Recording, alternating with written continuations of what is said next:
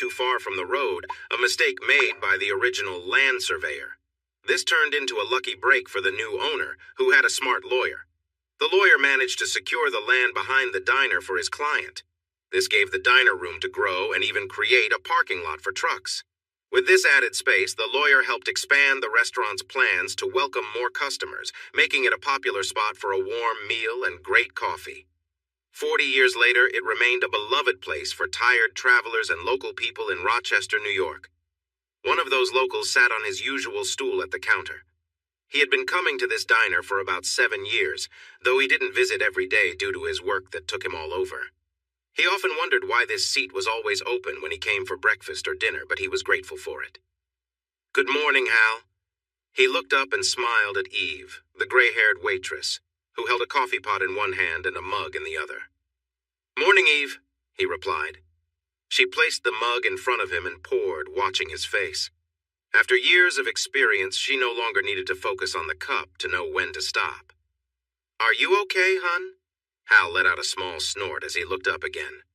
Eve had a knack for noticing things. He managed a nod, and she accepted it, understanding he wasn't ready to chat. "Usual?" she asked. He nodded again, and she went off to prepare his meal. Eve had an amazing memory and never needed to write down the orders of her regular customers. A sudden sharp pain shot through him but faded quickly as old memories brushed against him and then slipped away. He sipped his coffee, holding the mug tightly as if it were a lifeline. He needed to clear his mind, a tricky place to be, so he focused on the sounds and movements around him. This was a skill he had learned to stay alert in difficult times. Now it helped him stay grounded. The sounds filled the spacious diner, the clink of cutlery on plates, the thud of mugs on tables, the hum of conversations, some quiet and some loud. Everything felt ordinary, and he found comfort in that. But there was one sound that stood out, almost hidden among the noise. It was a faint, high-pitched tapping. It was different from the clanging of forks and spoons. It seemed to tremble. It was the sound of worry. That didn't belong here, and he wished he could ignore it. Not today of all days. He made the mistake of looking toward the noise and noticed where it came from. He quickly looked away, scolding himself, but it was too late. She was sitting 2 stools to his left, and he took a moment to notice her. She was tall, maybe as tall as he was. She had a slim build with long arms and legs, fingers wrapped around her coffee mug. Her hands were shaking, and the sound came from several silver rings she wore. She was blonde, and what he first thought was an unusual snake was actually a long braid of her hair. Wow, that was a lot of hair. Her eyes were large and soft brown, framed by long lashes. When they glanced his way, he saw pain and fear in them. Her makeup was messed up from crying, and there were faint bruises from being struck. Her slightly pointed teeth hadn't been fixed by braces. Her lips looked soft, although the top one was healing, likely from a hard hit. Her nose was a bit larger than average, but matched her big eyes and that bite. While she wasn't classically beautiful, her face had real character, which made her interesting in its own way. She was definitely interesting, but her body language made it obvious she was in trouble. She seemed like someone who would attract every dangerous person around, and with those bruises, it looked like she already had. He wondered if she was running away. She seemed to be in her early 30s, almost a decade younger than him, so he thought about whether this was a new situation for her or if she had always faced tough times. She wore snug light blue jeans with rips on her thighs and frayed cuffs over worn-out black shoes. The smudged pink jacket barely covered her waist and was worn open. From the side, he noticed it might not close at all. He caught a male voice behind him talking about her. He wasn't the only one seeing her situation. But unlike them, he wasn't looking to take advantage. Eve came with his food, and he felt relieved for the break in focus. He smiled at her, noticing the question in her knowing gaze. He shook his head, thanked her, and began to eat. Eve walked over to the woman. "You sure you don't want anything to eat?" "No, thank you. Just more coffee, please." His fork froze halfway to his plate as her deep voice startled him. He hadn't expected that. He wasn't sure what made it sound so rough, but it was surprising since he had thought she would sound softer. There was still fear and weariness in her voice that tugged at him, so he pushed it away and finished his breakfast. When he was done, Eve was there to take his plate and pour him more coffee. "Will I see you again tomorrow?" she asked. No, not for about a week. Going for a long drive, Hal said. Another business trip? They work you too hard, she replied, concerned. Not business. I'm headed west to L.A. It's personal, he said, feeling a bit awkward.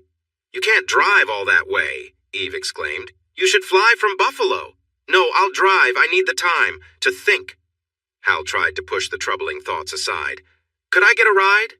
Just to Erie? I have a sister in Pittsburgh. I can take a bus from there, she asked, her voice shaky but sweet. He looked into her soft brown eyes, which were a bit watery from holding back tears. She turned on her stool, and he noticed how she was trying to catch his attention. Today was not the right day for him to get involved. He wasn't in a good place to take care of anyone else. He lowered his gaze to his coffee. No. I can take you to Erie, said a voice from behind Hal. He recognized the voice as belonging to a truck driver who had been making rude comments about the woman earlier. Hal knew she shouldn't accept the offer. He felt her gaze along with Eve's and kept his hands around his mug, trying to focus. Sure. Thanks, she replied. He felt a rush of anger wash over him. This wasn't his duty. She wasn't his responsibility. He didn't seek out trouble. His eyes closed as pain shot through him once more. I just have to use the ladies' room. Sure. My truck is parked right behind the restaurant. It's the one with the trailer. You can't miss it. Hal let their chatter fade as he took deep breaths. He sipped his coffee, trying to focus on the outside world again. Suddenly, he caught whispers nearby. Pete, where are you? Good. Meet me at the rest stop just east of Buffalo. I've got someone for us. Yeah, just like last time. The voice faded as the trucker walked away, probably getting ready for something he didn't like. He knew it was a mistake. From the woman's tears, it was clear this was not her first problem. His mug shattered in his hands, the coffee spilling onto the counter. Eve rushed over to clean up the mess, gathering the pieces of the mug while watching him with worry. Sorry about that. Put it on my bill, he sighed. Eve nodded and started to walk away. Without thinking, he reached out and touched her arm. You need to stop her from leaving with him. Eve raised her eyebrows but stayed quiet. He breathed deeply. He called his friend. He took another breath to calm himself. They have a plan to hurt her at the next stop. Eve gasped and brought her hand to her mouth. She looked him in the eye. Hal, she needs to be safe on her way to Erie. He blinked at her, confused. Yes, that's why you have to tell her not to. You need to take her, Eve insisted firmly, leaving no room for disagreement. He opened his mouth to argue, but she gave him that look mothers use on stubborn kids. She was really good at it, but she didn't know who he had become. She had no idea of the danger. Eve hurried away, and Hal saw her catch the woman just before she left the building. The woman was carrying only a small pink backpack.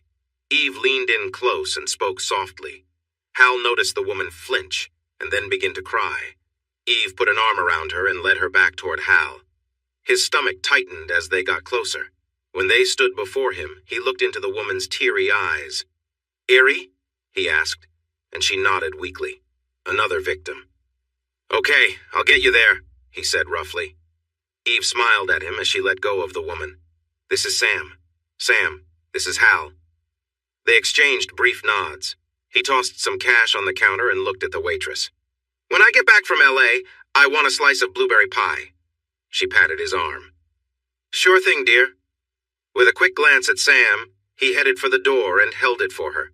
She followed closely behind, as if she were worried he might leave without her.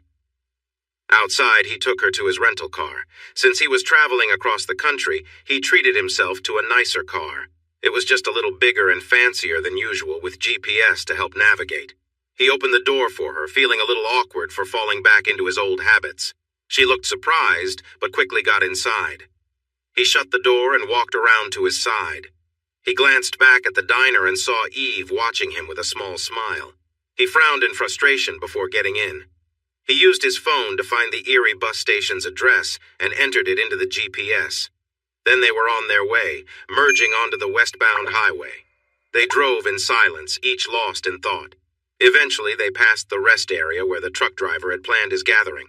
Hal heard Sam start to cry again, but tried to ignore it.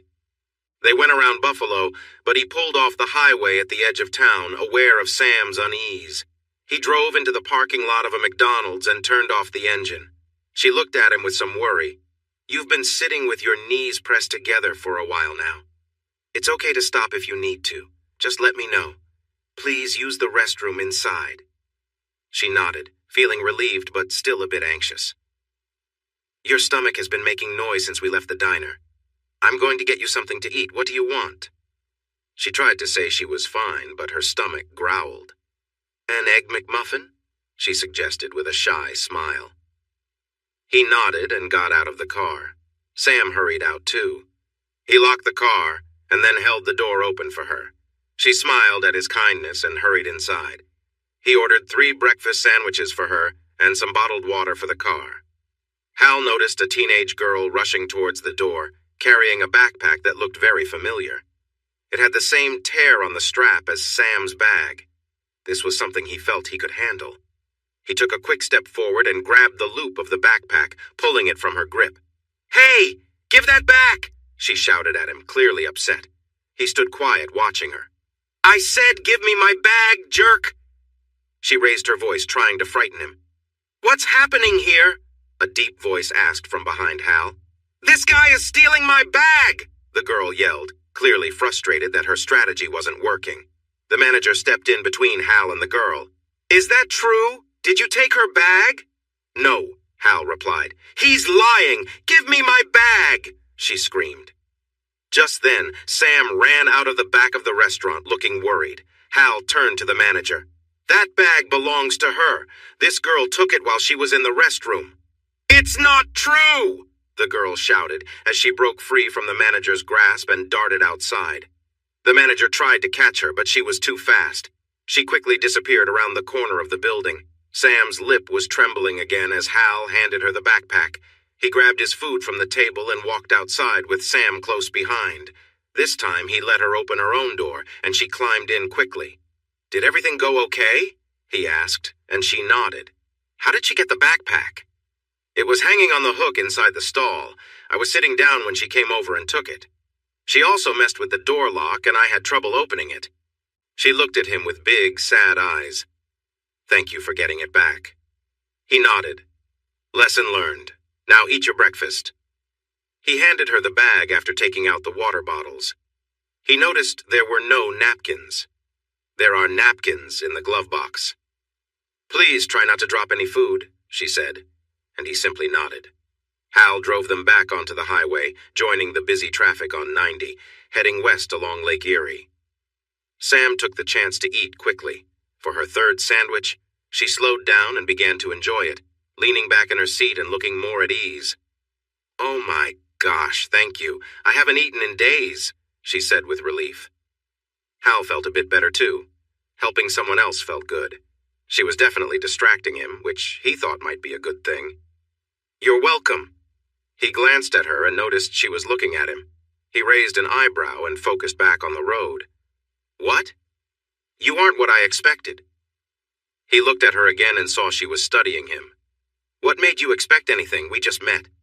He felt a twinge of guilt because he had done the same when he first saw her, even though she hadn't proven him wrong yet. She seemed taken aback by his question. "People. We often judge each other at first sight. It's just how people are," she explained. "What did you think?" he asked, intrigued despite himself.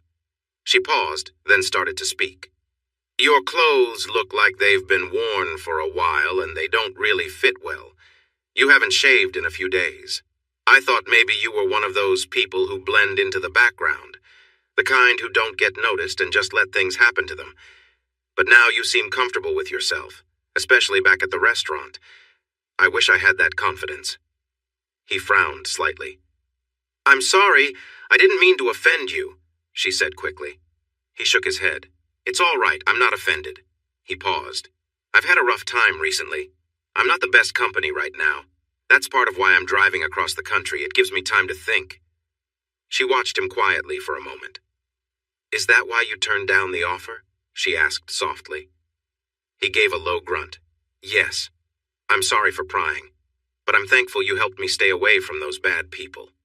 He nodded carefully. Sam didn't realize how close she was to danger now. They continued to drive in silence. The view was plain since the highway was designed for speed, not for scenery. "How long have you been on the run?" The question slipped out before he could stop himself. Maybe the feeling of danger made him lose his manners for a moment. She stiffened, glancing at him and then away. "Why do you think that? Bruises on your face, a hurt lip, marks on your wrist, not eating well, your actions in the diner?" Hal finally realized he should stop talking as he saw her becoming upset. "It's all right. I'm not judging you, I'm just—" He looked at her, feeling a mix of emotions. "I'm not sure," he admitted softly. They traveled quietly for a bit, then she spoke up again. "It's been 2 days. Frank hit me. I couldn't stay any longer, so I ran away when he went to the club." "The club?" Hal asked gently. "The Kitty Club. It's a place he manages. I worked there. Is Frank coming to find you?" Her wide eyes looked at him, revealing her fear. "Probably. Yes. Does he think he owns you, or is it about money?" Hal asked, keeping his voice calm, though he felt anger rising inside. "Both," she replied, her voice shaky but stronger now. "He said I wasn't young enough to work where I was and needed to change my looks." She pointed to her chest. "He paid for them." "Did he say how much it cost?" Hal questioned, starting to understand the situation better. She seemed trapped. "He wouldn't tell me," she said with a slight quiver in her voice. "Does Frank know where your sister lives?" Hal wondered, knowing Sam's choices might put her sister in danger. Sam shook her head. "I haven't talked to Delilah in 15 years. I know she got married, moved to Pittsburgh, and has 2 kids. My brother Jimmy gave me her address a few years ago. He came looking for me. He died in a motorcycle accident that summer." Hal felt a troubling thought cross his mind, but kept it to himself. He needed to focus on the now. He was just helping Sam get to Erie, where she would catch a bus to see her sister. He couldn't let himself think about her past any more than necessary. She had her journey, and he had his own issues to handle. "Why are you going to L.A.?" she asked suddenly. The question caught him off guard.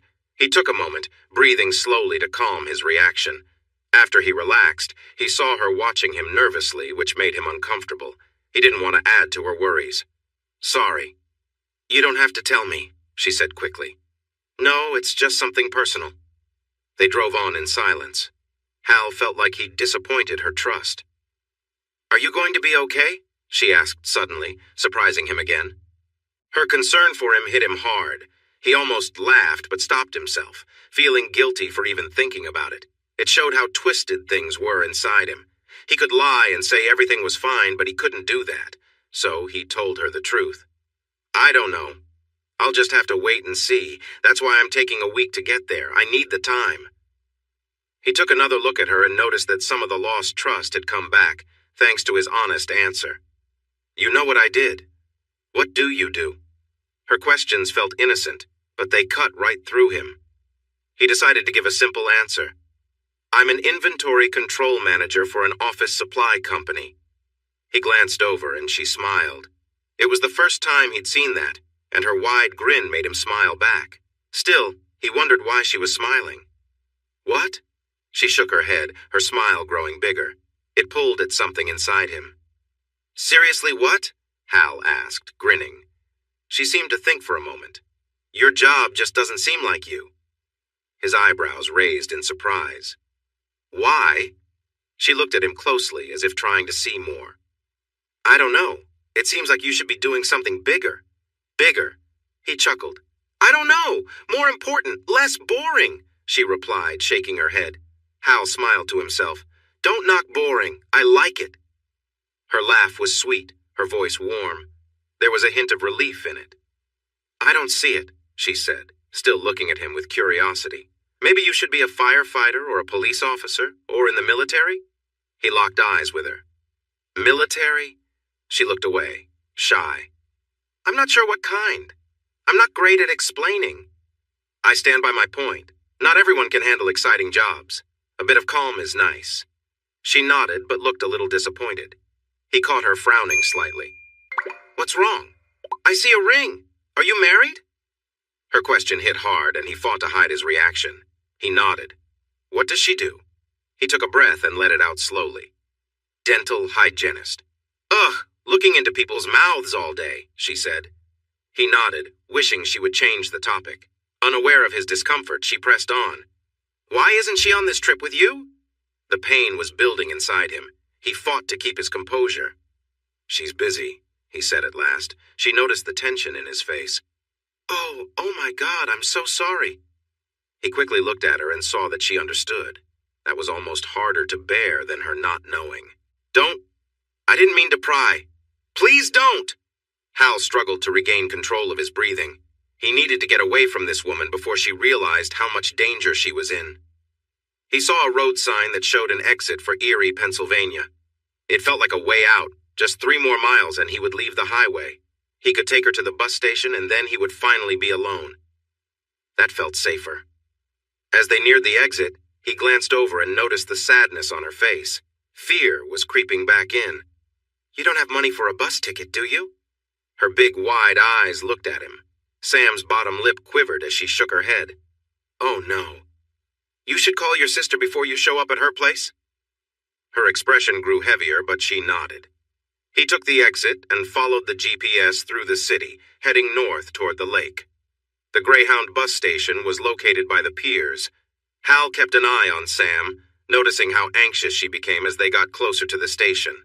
Finally, they arrived at the parking lot next to the buses. He turned off the car and glanced over at Sam. She was doing her best to stay calm, and he admired that. He opened the door, and after a moment, she joined him. I'll pay for your ticket, but you need to call your sister first, he said firmly as he locked the car. She looked at him and nodded. They walked together across the lot to the bus station and went inside. It was mostly empty, and they didn't see any payphones, but they found a bench near the ticket booth and sat down. Do you have a cell? He asked. But her lost look told him everything he needed to know. Okay, use mine. I'll check on the bus, he said, pulling out his phone and handing it to her. She took out a small red notebook from her backpack and opened it to find her sister's number. Hal walked to the ticket counter to speak with the agent. Hi, I need 1 ticket to Pittsburgh. The agent glanced at his screen and typed something. The only bus to Pittsburgh will arrive in 30 minutes. It costs $36. Hal turned back to Sam, who was on the phone. Hello, Delilah, it's me, Sam, Samantha, your sister. There was a long pause. Please don't say that. Another pause followed. EU was hoping to come see you. Today. Sam started to sniffle. Please, Deli, I'm not. Please, oh no. She looked down at the phone, and then her shoulders began to shake as tears streamed down her face. Hal watched her in silence, feeling a deep sadness. He understood there would be no happy reunion with her sister, a result of past choices. He walked back to Sam, sat on the edge of the bench, gently took his phone back, and rubbed her back to comfort her. A memory flickered in his mind. Lisa, crying into her pillow, him sitting on the edge of the bed comforting his wife. He couldn't remember why he was feeling sad, but he thought it was his fault. It was hard for him to tell if that thought was right. Now, he wondered if those tears had anything to do with what was happening now. His mind was busy, looking at every small action and word for answers. Finally, a bus came to the station announcing the departure to Pittsburgh. They stayed on the bench, not moving. When the bus left, he noticed the woman resting her head on his leg as he thought back through memories. He looked down and saw he was gently brushing her hair. She seemed more relaxed now. What was he going to do next? He had plans to go to the West Coast, and she didn't belong in that situation. He didn't want her to get hurt because of him. At the same time, he couldn't bring himself to push her away. It felt like she had been pushed enough lately. He might have his problems, but he didn't want to be mean. He needed to keep heading west. He couldn't choose for her, but he had to make a decision for himself. He looked down at her and saw her eyes were closed. What are you going to do now? He managed to ask, his voice tight. She shook her head and leaned against his leg, trembling slightly. He turned his head to look out the window, not wanting to see her face. He could just walk away. He had kept his promise to Eve, safe and sound. Then he spotted a trailer with Queen's pork sausages written on it. It was attached to an old red truck he recognized. He had seen it earlier, leaving a place called Pinky's, and now it was right across the street. That meant he couldn't just leave Sam behind. They were probably watching them. Sam, we need to go. Right now, he said urgently. She looked at him, puzzled. But then she noticed the serious look in his eyes. "Come on." He helped her stand, handed her backpack to her, and urged her to start moving. "What's happening? Where are we going?" Her voice trembled with fear. "The person from Pinky's has been following us. We're heading to my car." His instincts were heightened, and he noticed movement in the parking lot around them. They were closing in. He had to stay alert. They were parked a row back and had to get through the first row of cars. He knew it would be a risky moment as they walked out from between the vehicles. He carefully changed their path, guiding them between a parked box truck and a Jeep. When they got to the rear of the Jeep, he gently nudged Sam into a narrow space. "Keep moving," he urged quietly. She stepped forward, glancing back, but he had dropped out of view. She took a few more shaky steps when suddenly a hand grabbed her wrist tightly, pulling her forward. Fear made her legs weaken. She screamed as she fell against the side of the Jeep. Frightened, she grabbed onto the metal bar to stop the attacker from getting to her. Behind her, she heard loud noises and quick movements. Something hit the ground, followed by more heavy sounds. Keeping her eyes shut tight, she flinched at the loud sounds nearby. Then she heard a calm voice next to her. "Sam, it's okay. We need to go now. Come on." Gentle hands helped her stand up and grab her bag. She looked down in fear at the two men lying on the ground. "Quickly now." Sam held onto Hal's arm as he led her to the door of the passenger side. When the door shut with her inside, she felt much safer. She turned to look back at the two attackers on the ground. Hal sat behind the wheel and spoke into his phone. "Thanks." He hung up and put a stun gun in the space between the seats. He noticed her shocked expression. "I took this from the trucker. They were going to use it to take you away." He started the car and drove out of the lot slowly. He tapped the GPS a few times, then they were on the road. He didn't say anything until they were back on the highway. He glanced at Sam and saw she was still watching him. "Are you okay?" he asked. "Yes, but what did you do?" He looked away, his face stiff. "I know how to defend myself." Turning back to her, he asked, "So, going to your sister's is not an option?" She looked like she might cry again, but she nodded. "Do you have another plan?" he asked. She shook her head. "No other siblings, cousins, an aunt?" Her expression fell, and he could see she was upset. "Where are we going?" she asked softly. "I'm heading to L.A. Do you have somewhere else you need to be?" She shook her head, her eyes sad. He felt frustrated. He didn't think it was safe for her to be with him in L.A. He wasn't sure what would happen, and he needed time to think. She started to cry again. "Why are you crying?" he asked, feeling overwhelmed. "I'm scared. I don't want to trouble you, but I have nowhere to go, no money, no family. My ex-boyfriend wants to hurt me, and those men tried to take me in broad daylight." She was shaking. "I'm scared, but I feel safe with you, but you don't want me here." Her tears turned into sobs, and Hal felt trapped. He had felt in control after dealing with the two men, but her crying brought back feelings of anger and frustration. He had to put a stop to it.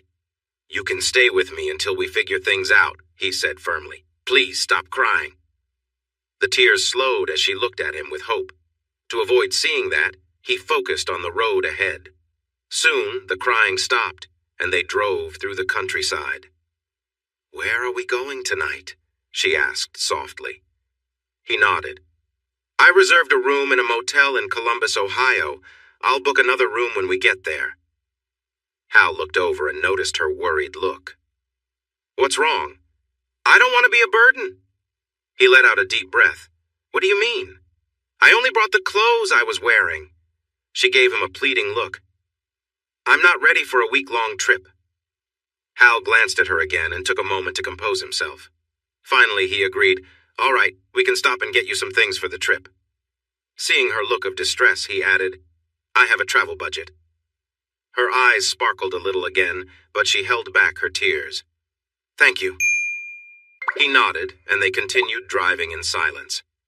They had almost 4 hours until they reached Columbus, so they settled into the comfortable seats. After a while, Hal felt her gaze on him again. He turned slightly to look at her, and she seemed very curious. "What is it?" he asked, unsure if he wanted to hear her answer. "I didn't see it, but when you fought those two people, it was so quiet. I've never heard a fight like that before." Surprised, he raised an eyebrow. "You've heard a lot of fights?" She nodded seriously. Frank and his friends, the bouncers, they often hurt people. Sometimes when people drink too much, they bother the girls. They take those men outside and we hear it while we're getting ready. I think they do it so we can hear it's frightening. She looked down at her chipped nail polish, a look of sadness crossing her face. Sometimes they do it just for fun. They'll take someone outside and rough them up. Sometimes it's one of us, me. She shook her head, then glanced back at him. Usually fights are loud, with screams and cries and angry words. But yours was so still, and it was over quickly. I don't like to fight. Liar, whispered a dark voice in Hal's mind, but only he could hear it. He took a deep breath. Strike quickly to disable the opponent, end it fast, then walk away. He could sense the dark presence's disdain for his words. It thrived on destruction and wanted more. Inventory control manager, she said quietly, almost to herself. He chose to stay silent. It felt safer that way. Hal merged into the busy traffic of the loop highway around the western side of Columbus. They were making good time, even with a few stops for Sam. During their first stop, he waited in the car while she rushed to take care of herself. By the time she returned, she was visibly anxious. For the next stops, he decided to go inside with her and wait. This helped her feel a bit better about not being left behind. At one of their stops, he called the next motel he'd booked and got a room right next to his. Sam finally fell asleep, and he noticed how peaceful she looked. He took the exit off the highway and entered the quiet neighborhood. He spotted the motel, but remembered they had some things to do first. Dinner came first. Sam, time to wake up. Her eyes opened slowly, revealing her big brown eyes. Are we at the motel? I thought we could grab dinner first, he said, and her eyes brightened. He pointed to the GPS screen. There are many restaurants here. Which one do you want? Her eyes widened, and he realized this might be the first time she was asked to choose. She scanned the screen eagerly. They have an Olive Garden, she said excitedly. He looked at her and then the map. Is that what you want? Her smile faded a bit. You don't like it? It's good. I like it, he reassured her. Olive Garden it is. Her smile returned, even brighter this time. He found it hard to look away. He parked the car close to the entrance. As they got out, they stretched and laughed at their shared groans. After locking the car, they went inside. The hostess noticed Sam's outfit and raised an eyebrow. The tall blonde edged a little closer to Hal. He stepped forward and met the young woman's gaze. Although she seemed about to brush them off, the manager came over and noticed Hal's annoyed expression. He leaned in so Hal could whisper to him. The manager's eyes widened, and he quickly moved the hostess aside, choosing a nice table for them. He personally took Hal and Sam to a cozy table for four and seated them. Hal made sure to sit with the wall at his back and Sam on his left, keeping his view clear. Your waitress will be here soon, the manager said with a friendly smile. Once they were alone, Sam leaned in a bit closer. What did you tell him? She whispered. He shrugged. The hostess was going to make things difficult, so I mentioned I was a federal marshal, and you were in witness protection, so we needed to be seated quickly. She started to giggle, then looked at him with wide eyes. It's true. You could be a marshal. Suddenly she froze. Are you a marshal? She whispered, surprised. He smiled and shook his head. They looked over the menu and placed their orders when the busy waitress hurried over. When the food arrived, Hal found it to be okay, but he enjoyed watching Sam savor her meal even more. When she finally leaned back and rested her hands on her small belly, she looked truly relaxed. Are you full? He asked, and she nodded with a sleepy smile. Don't fall asleep now. We have to do some shopping, he urged. She made a face, then noticed two men walking toward their table. A look of worry crossed her face, and she grabbed Hal's hand, making him look to see who she was concerned about. Wow! I never thought I'd see you here. Rapunzel, what a surprise! A hefty man said as he approached. The slim man next to him just stared at Hal. The chatty man looked around. Where's Frank? Hal glanced at Sam, but she was frozen, so he answered for her. She's not with Frank anymore. The man finally looked at Hal. No way! Mr. Capello doesn't let anyone go, especially not Goldilocks. Who are you? I'm her friend. Who are you? The chunky man laughed. I run the kitty club just down the road. I know Rapunzel from her performances back when she was on stage. I don't think she wants to remember those times, Hal said firmly, interrupting the smug man, whose expression turned serious. The man looked Hal over, and then his smirk returned. You're not very friendly. Hal suppressed a laugh. The man had no clue. You could say that. Have a good evening. The chubby man nodded to himself, then nodded to his partner before turning his attention to Sam. See you later, Goldilocks. Once they were alone, the waitress hurried over and Hal paid the bill. He noticed Sam was shaking from the encounter. He needed to distract her, or he would be facing tears again. Let's go. We have some shopping to do. She stood up, and he wrapped his arm around her back to support her. Surprised, she looked at him but held onto his hand until they reached the door. He led her to his car, and then drove to the store. We can get everything we need here, he said as he got out of the car. She nodded and hurried to stand next to him, linking her arm with his. She glanced behind her. Inside, Hal grabbed a shopping cart and took her to the women's clothing section, steering her past the rack of discount t-shirts she had stopped by. Please don't take this the wrong way. This is a chance to improve your wardrobe. You don't have to stick to t-shirts. Don't worry about the price. If it looks nice on you and fits, we'll buy it. She looked at him wide-eyed. We need a week's worth of outfits. She started to pick items carefully. With each blouse she liked, she turned to Hal for approval. He nodded each time. Only once did he shake his head, but that was only because he thought it didn't look good on her. She took the selected items over to the fitting room, where he waited by their cart. When she came back with only 3 blouses, he raised an eyebrow. The others didn't fit, she explained, earning a disapproving glance from a nearby sales clerk. Let's find some more, he said simply. Sam smiled as she placed the 3 blouses in the cart. While she searched for more clothes, he found a few items for himself in the men's section. He picked up a 3-pack of black shirts and a 3-pack of black boxer shorts. He also grabbed a pair of charcoal gray running pants. Everything went into the cart.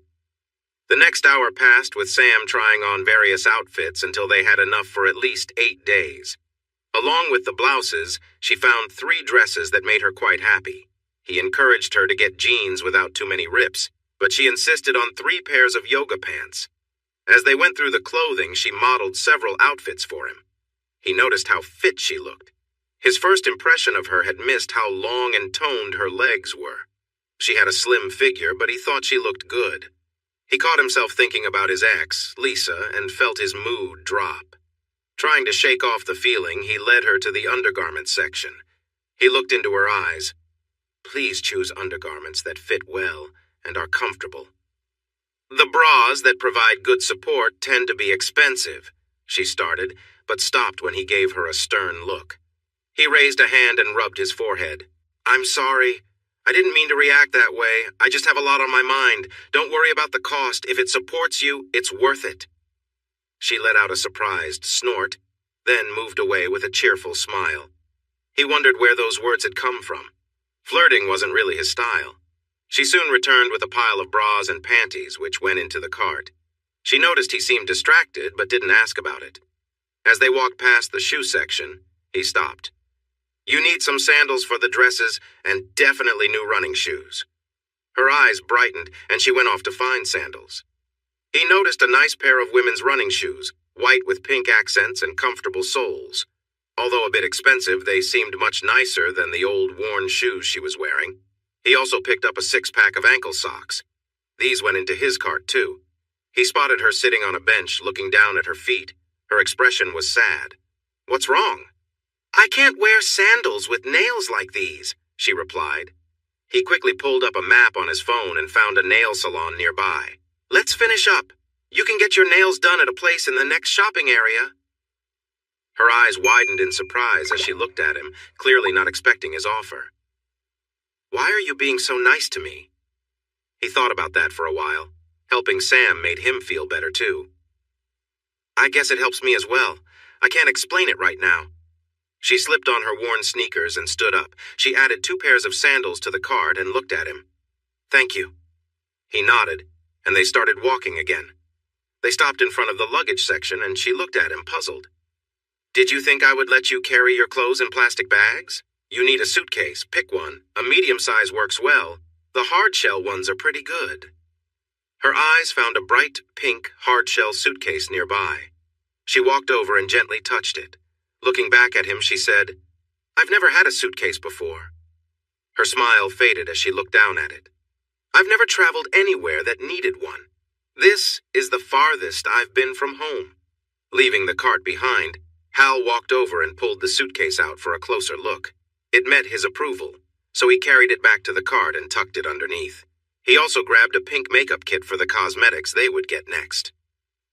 "What's that?" Sam asked as he placed the small bag in the cart. "Makeup kit. We're going there next." He pushed the cart, and she hurried to keep up. It took some time, but he made sure she got moisturizer, deodorant, her favorite cosmetics, some brushes and combs, a toothbrush, and toothpaste. He bought her large bottles of shampoo and conditioner for her long hair. By the time they reached the checkout, the cart was quite full. Sam worried about how much it would cost, and Hal had enough. He didn't want to raise his voice, so instead, he gave her a hug. He was surprised by his own action and found it amusing that she was actually an inch taller than his 5'9". He noticed her warmth and then stepped back, finding her smiling shyly. They carried their things to the car, and he opened the trunk. She noticed he had 2 black suitcases already. He placed her pink suitcase inside, opened it, and quickly loaded their purchases.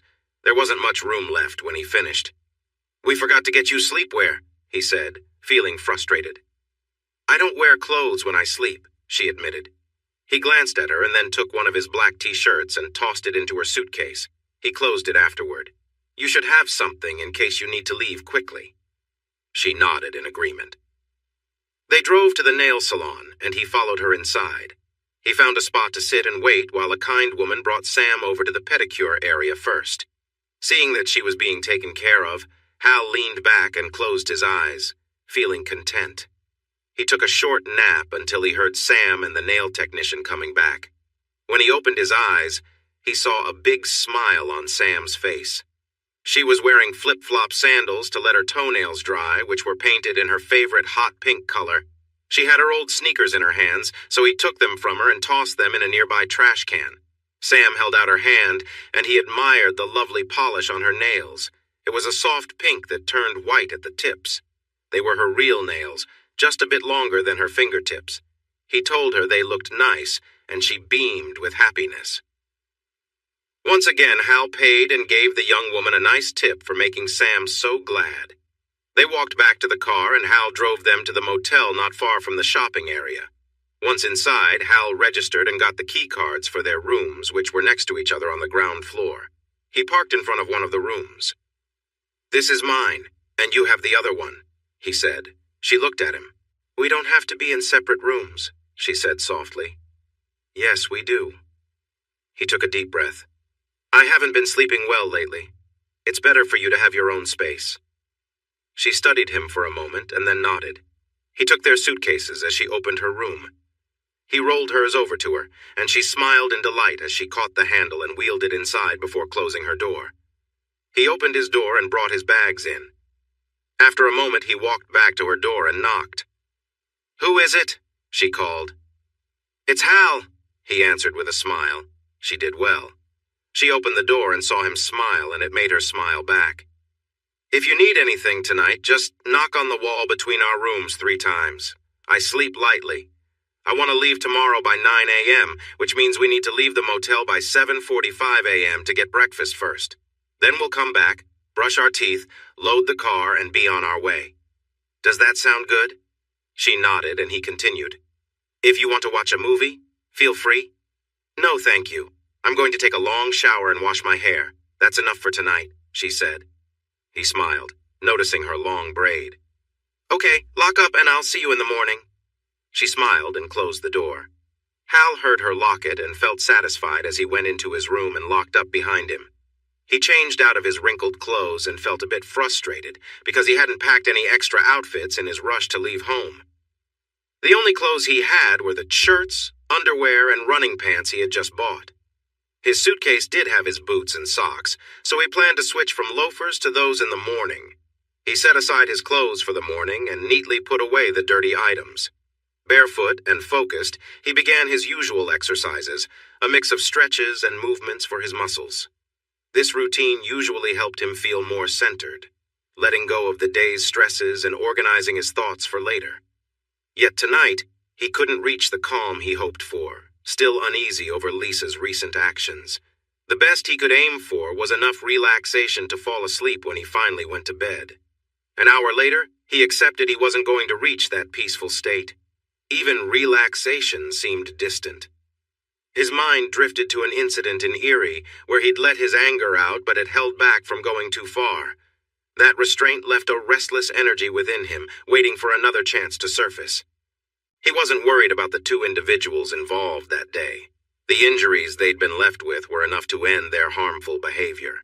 He doubted they'd be moving without discomfort anytime soon. Switching to a set of push-ups and sit-ups, he kept going until his muscles felt tired.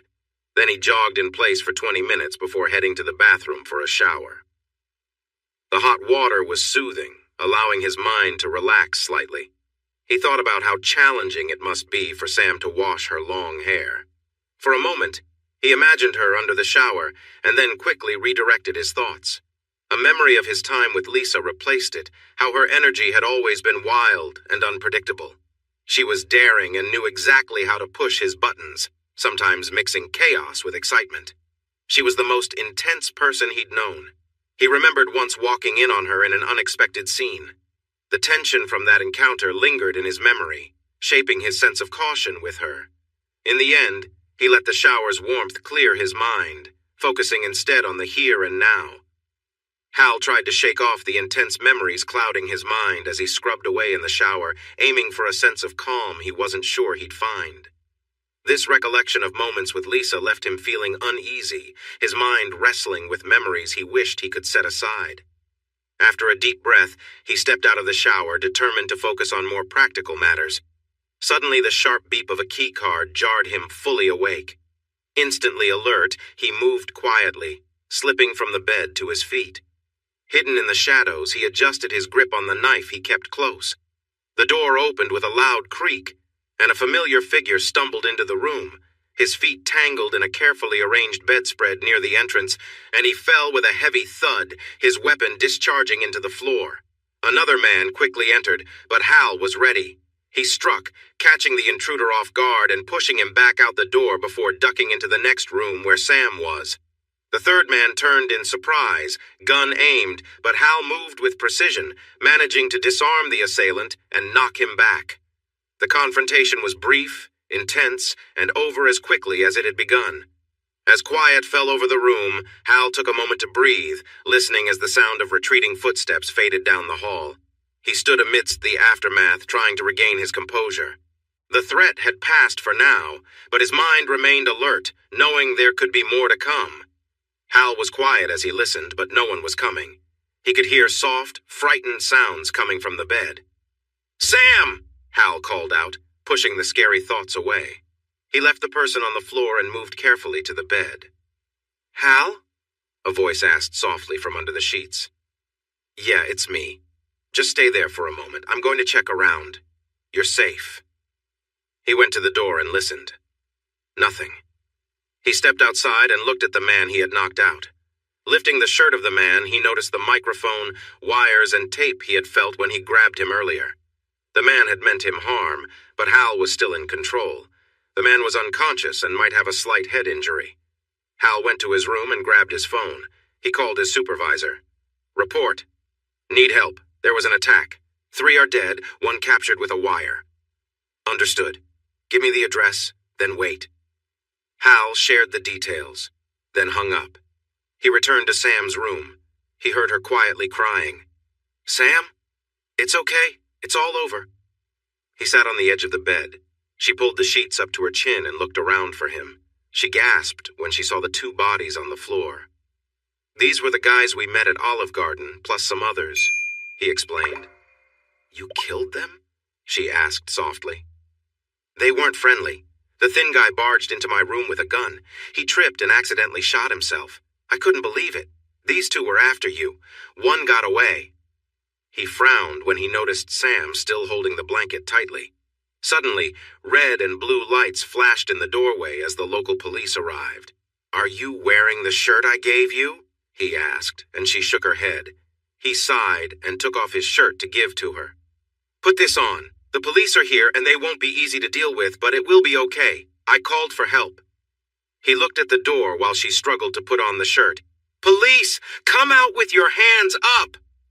He sighed again. "Here we go." Sam stared at Hal in shock. His back was covered in scars. She watched him stand and walk toward the door, illuminated by the flashing lights. Then it was her turn. She felt grateful for his large shirt since she wore little underneath. She tried to move like him, but fear made it hard. She stepped into the light. Hal caught up on sleep in a holding cell at the police station. There wasn't anything else he could do. "Demon!" He opened his eyes and looked towards the door of the cell. "Demon?" "Whatever. You're getting out," the officer said. Hal stood and walked to the door, and the officer unlocked it. He followed the man into a large room filled with desks and a few officers on the night shift. He was standing there in just his black shorts with no other clothes on. The room became silent as everyone turned to look at him. At first, he felt uncomfortable with people's curiosity about his scars and burns, reminders of his painful past. But now, he chose to ignore their stares. Sam was sitting at one of the desks, talking to a woman detective. She seemed to be okay for the moment, wrapped in a blanket for warmth. Not far behind Sam was his handler, Carl Gunderman. Carl was in his 60s but looked much younger. He was a small, slim man with a thick black beard and a short haircut. His voice was deep, but he never smiled. He walked over to Hal, quickly scanning him for any new injuries. "I'm fine." "No injuries, just a near miss," Hal replied quietly. "Why?" Carl asked. Hal let out a small laugh, thinking about how Eve had pushed him to take care of Sam. "No choice," he answered. Carl raised his eyebrows, glancing at Sam. Hal nodded in response. "Why are you off the program?" Carl asked. Hal hesitated, an image of Lisa flashing in his mind. They had worked together long enough to communicate without words. Carl understood that Lisa was unpredictable in Hal's life. "I need some time, just a week," Hal said, meeting Carl's gaze. The older man finally nodded. "Can you manage without her, the trouble magnet?" Carl asked, pointing at Sam, already having a read on her. Hal looked at Sam from behind and wondered if she wanted to distance herself from him after seeing a glimpse of his past. She must have sensed his gaze or noticed the sudden quiet because she turned around and saw him standing there. Without hesitation, Sam jumped to her feet and rushed to him, wrapping her arms around him tightly. She buried her face in his neck, trembling slightly. He instinctively wrapped his arms around her too. Hal exchanged a surprised look with Carl, then shook his head, quietly answering Carl's last question. Carl frowned in resignation, held up a finger and mouthed, "1 week." Hal nodded, and Carl walked away without saying another word. "Miss Dulane, I have a few more questions," the female officer said, and Hal felt Sam grip him tighter. "Sam has finished answering questions," he said firmly. The officer wasn't pleased and raised her voice. "This is an active investigation." "Stand down, Officer Haynes," the commanding officer interrupted. The officer looked at her CO in disbelief. "Sir? Orders from above. There's no case. Destroy the paperwork." The female officer glanced at Hal, then nodded to her commander. "Yes, sir." She returned to her desk. "Thank you," Hal said. "Don't mention it. Not my choice." He handed over a big envelope with Hal's wallet, keys, and room cards. There was also a bag that held his knife. Carl had done his job well once again. "The people who barged in had access cards. Did you talk to the night clerk?" Hal asked. "He's vanished, just like the driver. Even if we found them, we still can't link them to anything," the man replied, cringing as if he tasted something sour. He looked at Hal with discomfort. "You messed up a big operation we had been working on for a year, but Officer Romano wanted me to thank you for not doing worse." The cringing returned. Hal simply nodded. "We need to return to the motel for our things. Can you give us a ride?" Hal asked. The commander nodded. "It's set up. You'll meet the driver at the precinct entrance." He walked away without another word, clearly unhappy with the situation. "Let's go," Hal said to Sam, who stepped back to look at him. "We just get to leave? I don't get it. People died. She seemed confused. He couldn't explain it to her. It would be too much for her to understand. Maybe she'd want to stay behind. Yes, we're leaving. There are no charges against us. It will likely be noted as a failed robbery resulting in the attackers' deaths, and it will be seen as self-defense on my part. If you want to stop now, I'll understand. No! Sam held onto his arm. Don't leave me here, she whispered with urgency. I don't want to be alone. He blinked at her and then nodded. All right, let's head back to the motel. They walked down the stairs to the ground level where a man was waiting with a smile. Mr. Demon, he corrected automatically. My bad. I'm here to take you back to your motel. The man seemed a bit taken by how Sam looked in her black shirt. Let's go, Hal said to pull the man's focus back to the task. They followed him to a minivan and sat in the middle seat as the driver hurried to get behind the wheel. The drive back was quick, but Sam held onto Hal's arm the whole time. She kept shaking.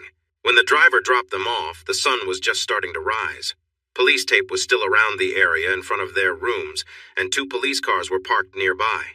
Hal approached the closest police car, and the officer inside glared at him.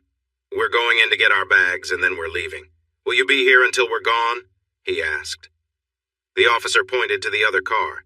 He's keeping watch over the scene. I'm here to escort you out of the city, he replied sharply.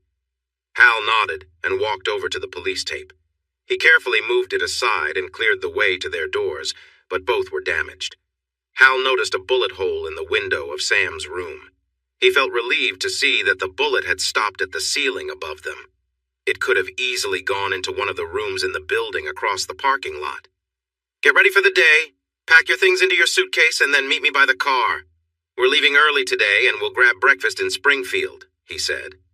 She nodded and headed to the open door. I can't, she said, her voice shaky as she looked inside. Hal sighed and guided her inside. He encouraged her to pick some clothes and get dressed while he packed her remaining items into her suitcase. He carefully stepped around the large stain on the carpet and gathered her things from the bathroom. He brought her makeup kit back out and placed it inside the suitcase. He opened a plastic bag for her dirty clothes and added it to the suitcase before zipping it closed. He looked at Sam and blinked in surprise at how she looked. She wore his black t-shirt under a soft, light gray sweater that had a low neckline. Her dark gray pants fitted closely to her legs, and she wore new sneakers with ankle socks while waiting for him to say something. Wow, you look really nice in that outfit, he said. Her smile lit up her face, but then she became shy. He signaled for her to take her suitcase as he left the room, with her following him. When he stepped into his unit, he sighed at the sight of the uncleaned areas on the carpet and walls. Turning to her, he said, You should probably wait here. The room is not great. She nodded, and he went back inside. He carefully navigated around the mess to reach his bathroom, where he took a quick shower and dried off. He shaved, used deodorant, and organized his kit. Finally, he cleaned his knife, planning to do a more thorough job later. Stepping back into the hall, he avoided the mess again. A squeak caught his attention, and he looked up to see Sam turning to face the door. He quickly realized he was not dressed. He hurriedly put on some underwear, running pants, and his last black t-shirt. He unlocked the larger suitcase and found a pair of socks and his boots. After sealing up the luggage, he carried it to the doorway. Let's go, he said, and they stepped outside. Hal loaded their suitcases into the trunk and opened the door for Sam. She sat down and pulled her legs inside as he watched. He closed her door and walked around to his side. When he started the car, a police cruiser behind him moved back to clear the way. Hal pulled out of the spot and drove through the neighborhood streets until they reached the interstate. The police car followed them until the next exit, where it turned off and left the highway. Hal glanced at Sam, who was leaning back in her seat with her head turned toward him. Tough night, huh? He said gently. She smiled weakly at him. I had a nice shower and my hair feels very clean for the first time in a long while. The bed was cozy, and I was having a good sleep until those men came into my room. Then I was really scared. Her smile faded. I thought something terrible had happened to you and that they would take me back to Frank. He nodded, understanding how she must have felt. But that wasn't what happened, he said softly. No, I covered my head with the blanket and jumped every time I heard a loud noise. I was so frightened." She looked at him, her eyes wide.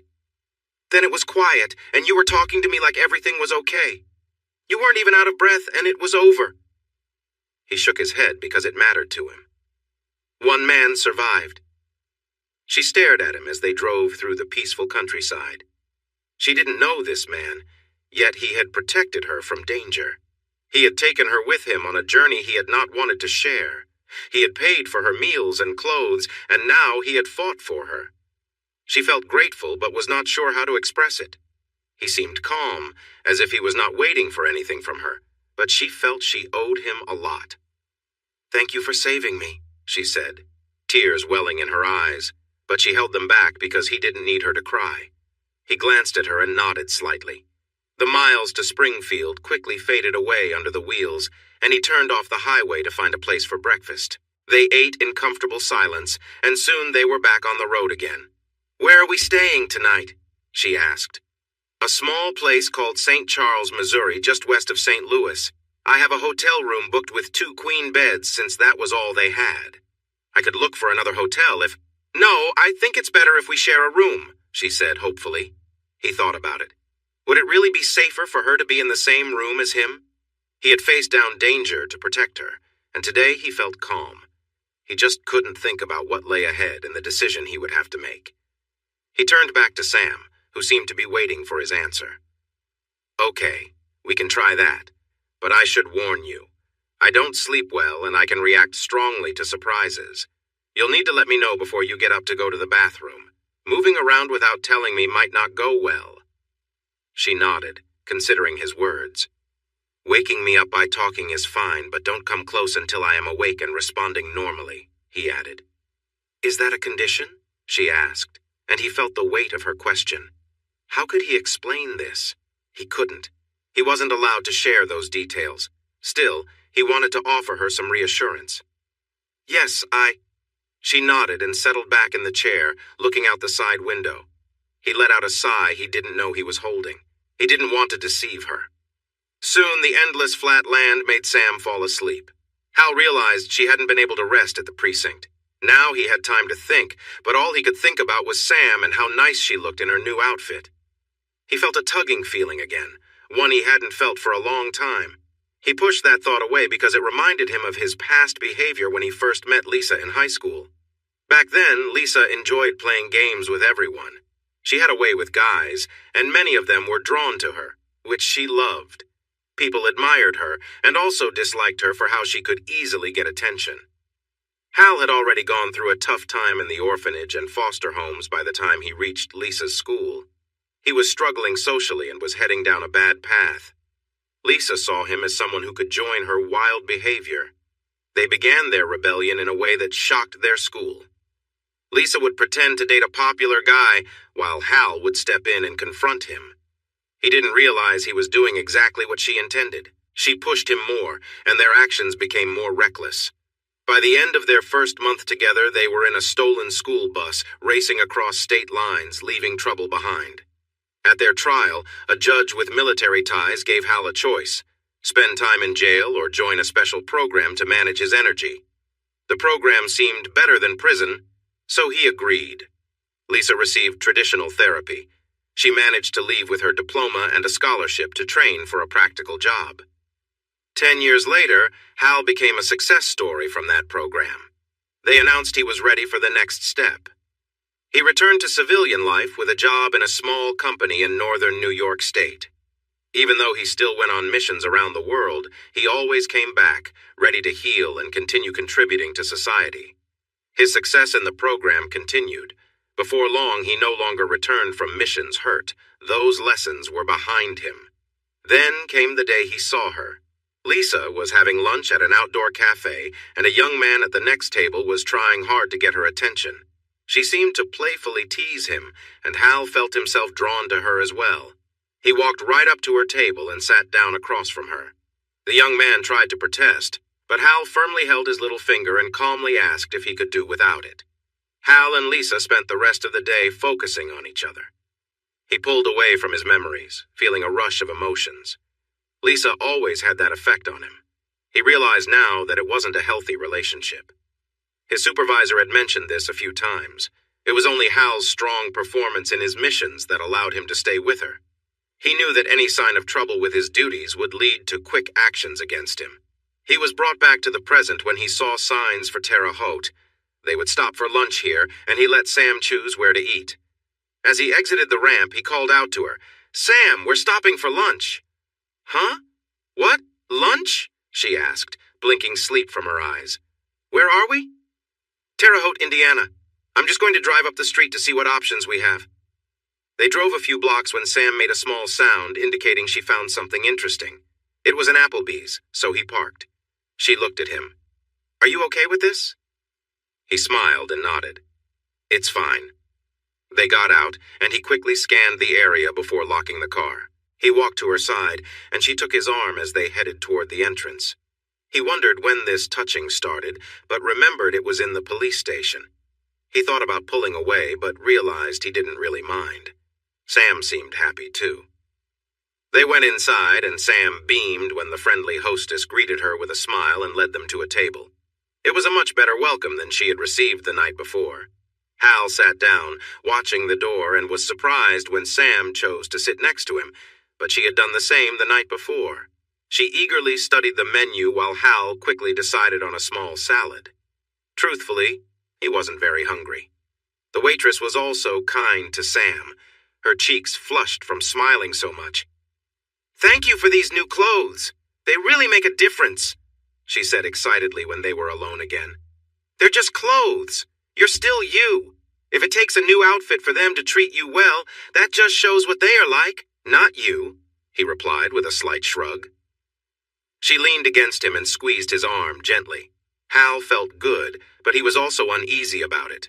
"Sam, I need you to stop," he said gently. She leaned back and looked at him, her eyes wide. "I'm really sorry. I didn't mean to make you uncomfortable." She started to move away from the bench, but he held her hand. "No, that's not what I meant. You've been really kind, and I know things have been tough for you. I understand if you feel grateful." He took a deep breath, trying not to think about his wife, though he felt it was necessary now. Looking into her eyes, he saw her concern, and he placed his other hand over hers for reassurance. "I've been married for many years, and that means a lot to me. But recent things have shown me some hard truths." He felt a sharp pain in his chest and paused for another deep breath. "I'm not great at understanding my wife. She's better at seeing through me. I think she may have been leading me on throughout our marriage. I've realized this only a few days ago. I need to sort this out before I can make changes in my life." He sighed deeply. "I can be really bad at picking up on feelings, but with you it's different. I can see what you're feeling easily. It's a relief." Sam's eyes glistened with unshed tears, but she managed a small smile. "I'm sorry about your wife. I have to say I've heard many men say their wives don't get them and that their marriages are mistakes. This is the first time I've heard the opposite, and it feels refreshing," she admitted. Hal raised an eyebrow in surprise, and she smiled shyly. "I like you too, but I won't rush you into anything. I want you to be ready." She looked down bashfully. "Can I keep holding your arm and hand? It makes me feel calm," she asked quickly. Seeing her worried expression, he nodded. She was much easier to understand than Lisa. Just then, the waitress came to take their orders. After she left, Sam glanced at Hal, surprised. "You only ordered a salad?" He chuckled softly. "These salads aren't the healthiest. If I use dressing, they might have as many calories as your chicken tenders and fries." She looked concerned. "Am I eating too much?" "No, that's not what I meant. Eat what you enjoy. You seem to take good care of yourself," Hal said, feeling awkward. A shy smile returned to Sam's face as she glanced down at his hand over hers. She noticed a scar on the back of his hand, and, curious, turned it over to see a matching one on his palm. It looked as if something had pierced his hand.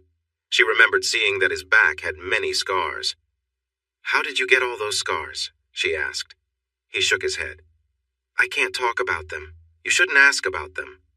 She nodded but looked a bit uneasy. "I see them as lessons. I don't get them anymore." "Inventory control manager?" she inquired. He nodded. That's my regular job. We won't discuss anything else. She nodded firmly and then smiled at him. What kind of movies do you like? He glanced at her carefully. You'll laugh. Now she smiled widely. I promise I won't. What is it, musicals? He gave her a strange look. Musicals? No? He looked around to make sure they were alone. I like animation. Anything animated? Sam's eyes widened. This wasn't what she'd expected at all. What was the last one you saw? He smiled as he thought back. Spider-Man, Into the Spider-Verse. A really great film. So you like superhero movies? She guessed. No, not really. The movie before that was My Neighbor Totoro.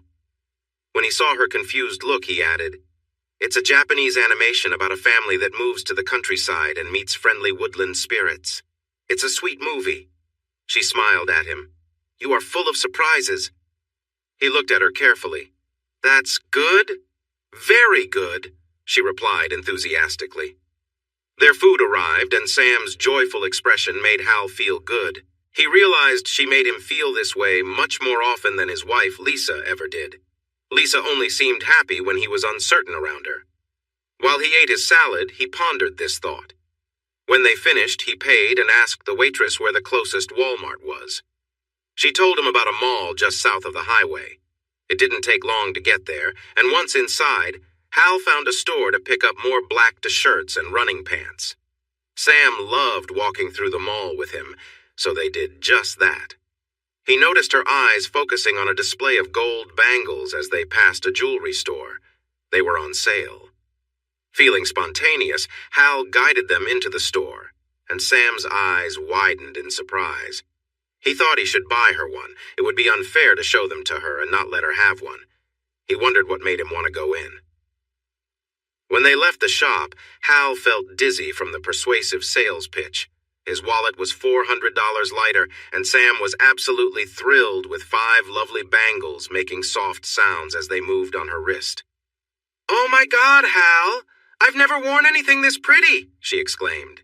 He just nodded and got them outside and into the car. He stopped to fill the gas tank, and then it was back on the road towards St. Charles. He remembered that for this overnight stop, he had a hotel room with 2 beds. The way Sam looked at him made him feel a bit uneasy. He needed to clear things up. Sam, I don't want you to misunderstand about the bangles. He could see he had her attention now. I didn't buy these for you expecting anything in return. I'm a married man and I keep the promises I made. I don't know why I bought them except that they made you smile. And you haven't smiled enough lately. He looked over, and her big, bright eyes were glistening again as she bit her lip. Oh no, I've upset you again. She quickly shook her head. You're such a kind man. Thank you for thinking that my smile was important enough to buy this lovely gift for me. Hal nodded and turned back to the road, considering her words. It felt good enough to let go, so he moved on.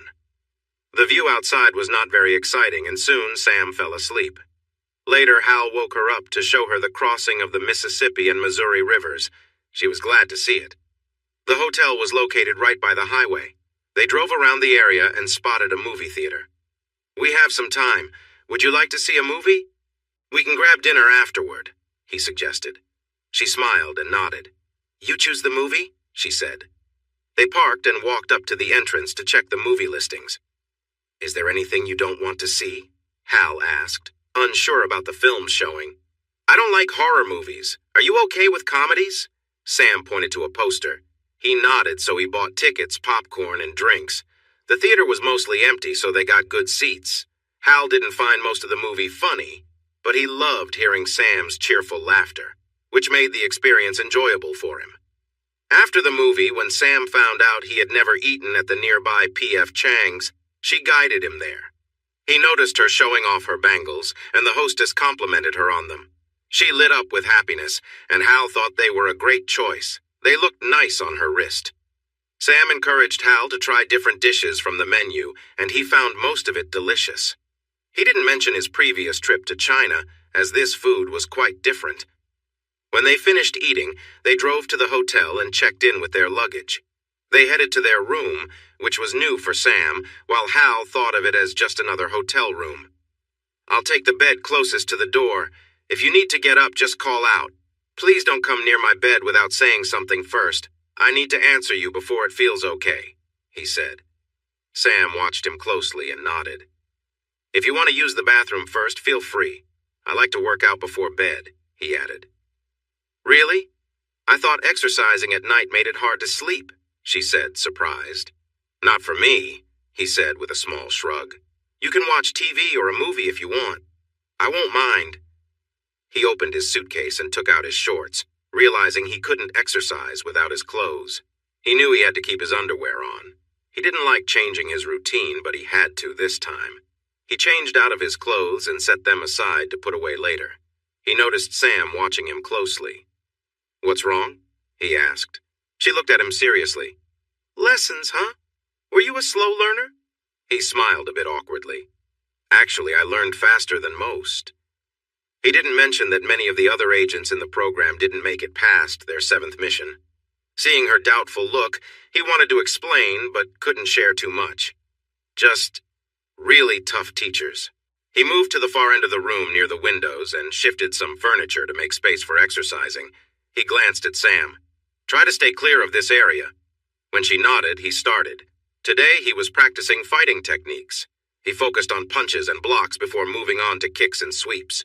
These moves were challenging as hitting the wrong thing could lead to injuries. He had to stay focused, pushing away any distractions.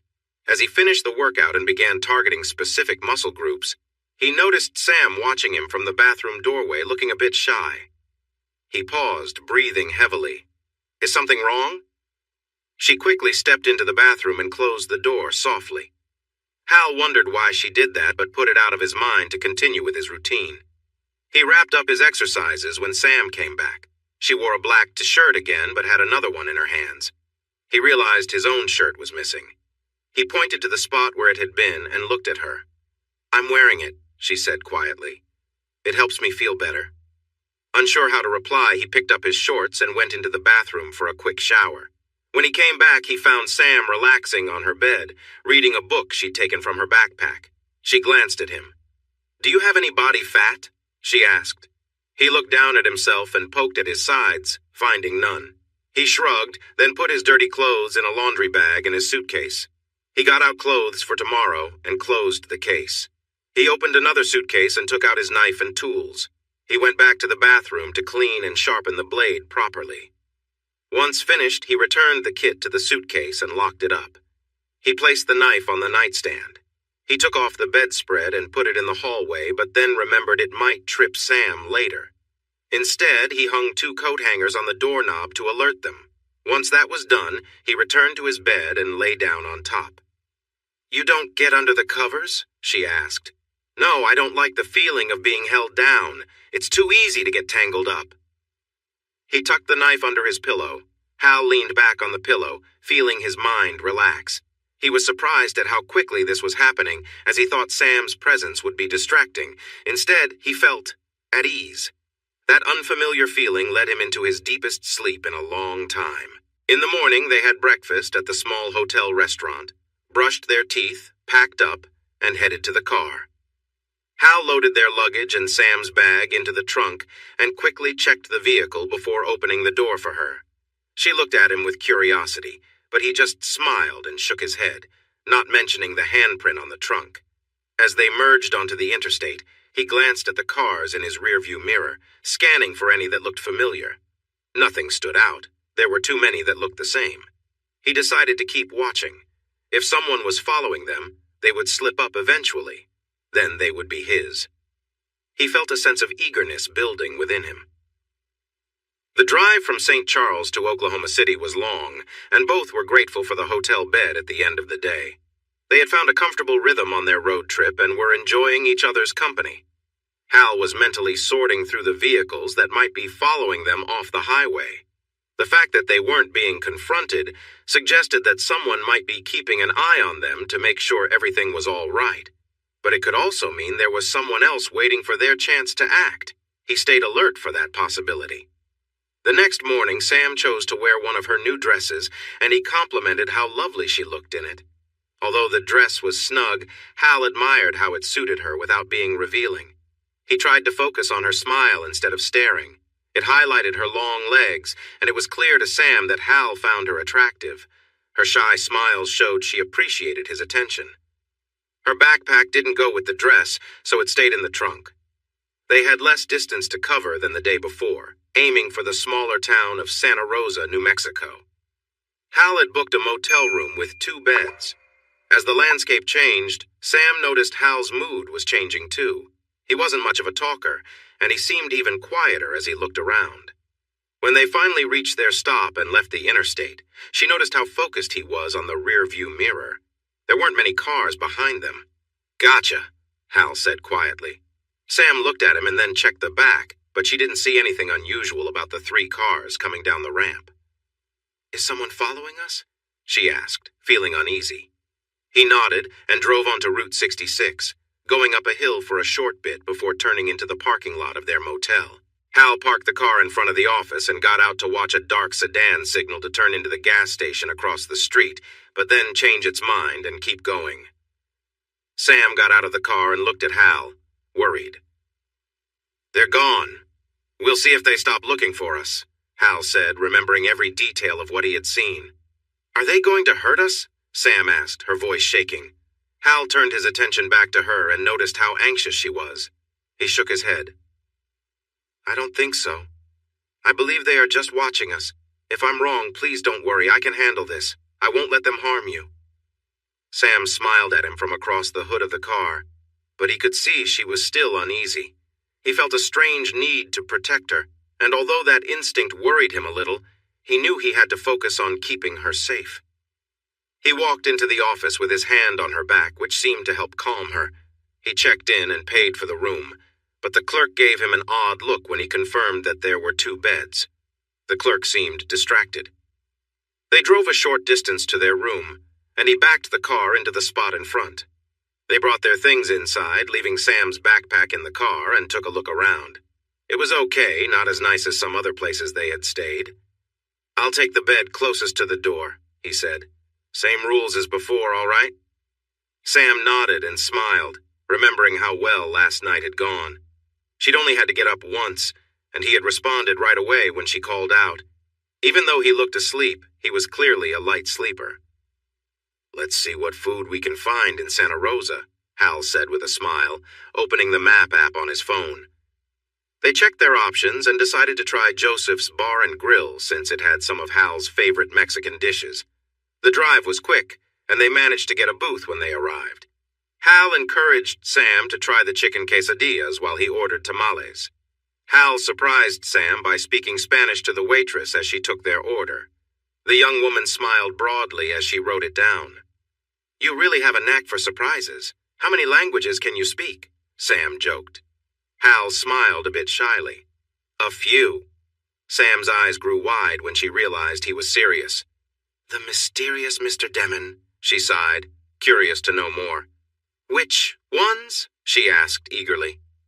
Hal thought for a moment and decided he didn't need to explain why he learned the languages. Spanish, French, Italian, Portuguese, Mandarin, Cantonese, Arabic, Russian, Turkish, Hindi, and of course English. "I'm not a master of all of them, but I can get by," he said. "To me, you sound like a native speaker of Spanish," she exclaimed. He looked out the window, lost in memories of his childhood. "I think I spent part of my early years in a town like this. It's bringing back memories. Not all of them are happy." Sam gave him a concerned look. "You don't remember where you grew up?" He shook his head and forced a smile. "It doesn't matter. That was in the past, and I'm focused on now," he said. He couldn't tell her how much he lost when the doctors treated him. All he knew was that the memories he had weren't joyful, but he could manage in society. She nodded, her gaze still fixed on him. "What about you? Do you ever want to learn another language?" he asked, changing the subject. She blushed. "I doubt I could pick up another language. Besides, English is spoken in so many places already." He chuckled. "It is, but not everywhere. If you go beyond big cities where global businesses are, you'll find that local languages are more common. In the countryside, local dialects take the lead. To them, the U.S. might feel very distant. One of the best lessons I've learned from traveling is that the world doesn't center around the U.S. I hope to travel one day. This trip has been eye-opening. I'm seeing so much of this country," Sam replied with a big smile. Hal found himself wanting to see her smiles more and more. He loved how her smile lit up her face and brought joy. His wish to see her happy made him uneasy. He wasn't sure what their future held. Everything depended on what would happen in Los Angeles. "What's wrong? You looked happy and then you seemed a little upset," she asked softly. "Upset? No, I haven't felt that way in a long time," he said. His thoughts drifted back to the difficult days after the trial when he was a teenager, away from Lisa and sent to the military hospital. There had been tears in the past and feelings he didn't want to face. The journey to become who he was now had been tough and painful, something he preferred not to think about. The waitress brought their plates and pulled him from his thoughts. He thanked her in Spanish and praised her and the restaurant staff for their quick service. The young woman smiled brightly and thanked him back before heading to the kitchen. "I think you enjoy that a lot," Sam said with a knowing smile. "It's true," he admitted. Hal then showed her how to eat her quesadillas. After her first bite, she smiled widely. "Oh my God, this is my new favorite meal," she said excitedly. Hal chuckled and enjoyed his meal. It was delicious, and he nodded in approval.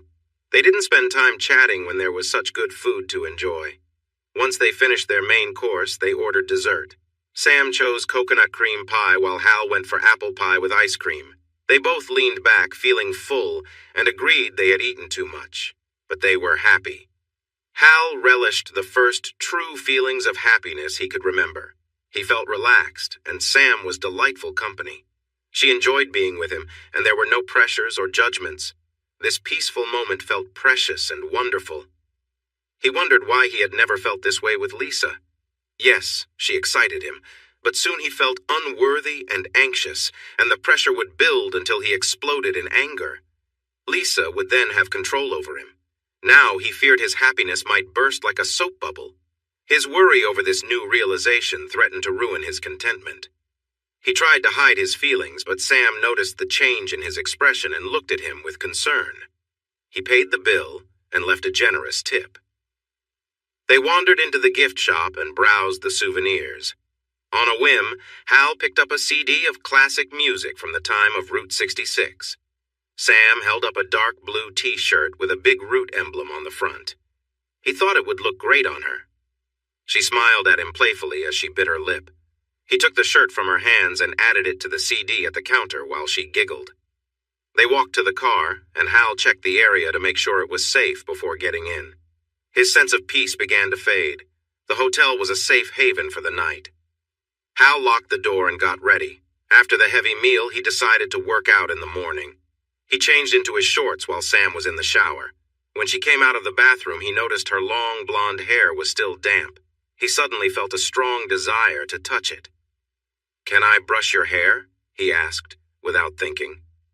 Sam looked surprised, but smiled and nodded, giving him the brush as she sat at the foot of his bed. He moved closer and gently placed his hand on the back of her neck and her hair. She sighed as she enjoyed his kind touch. He brushed her lovely hair from the roots to the tips. He was amazed at how thick and soft it was. "Your hair feels great. Is the shampoo working well for you?" Hal asked gently. Feeling a warm flutter inside, she simply nodded.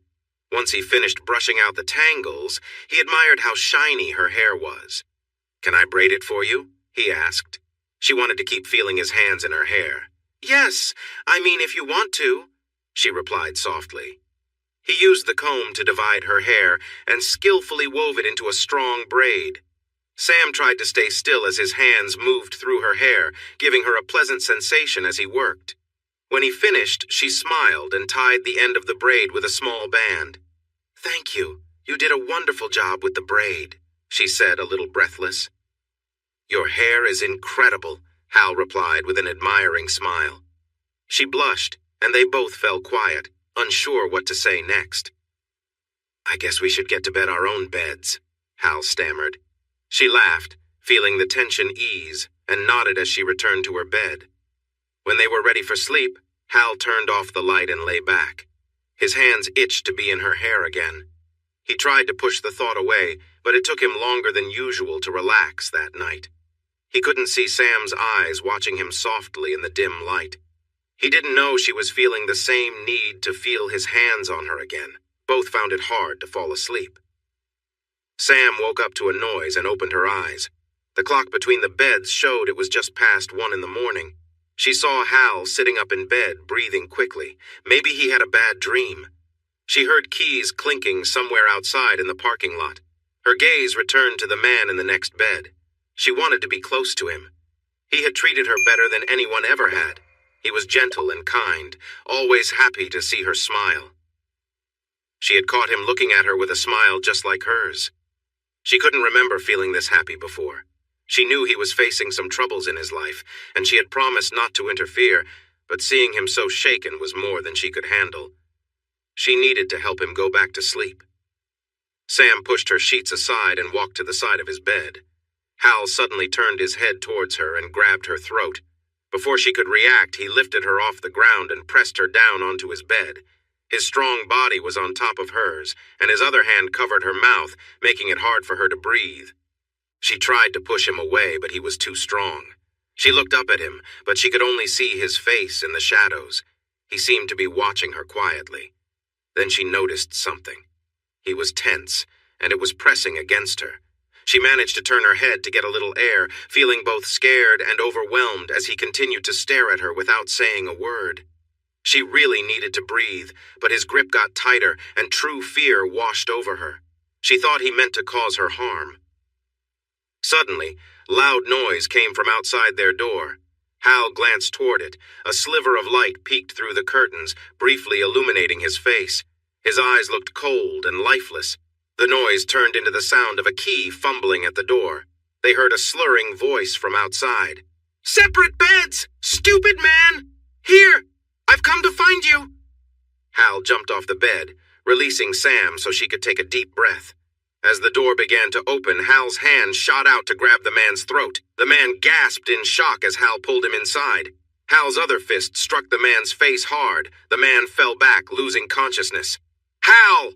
Sam managed to shout, though her voice was rough from earlier.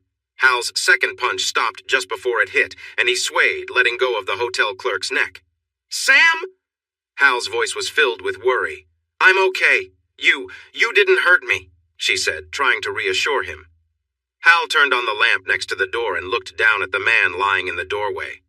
"It's the clerk from the front desk." He leaned down to sniff. "I smell alcohol." Suddenly, red and blue lights shone through the doorway as a police car parked outside. The sheriff stepped out, put on his hat, and walked over to see the clerk. "So, what happened here?" the sheriff asked, looking at the marks on Hal's body.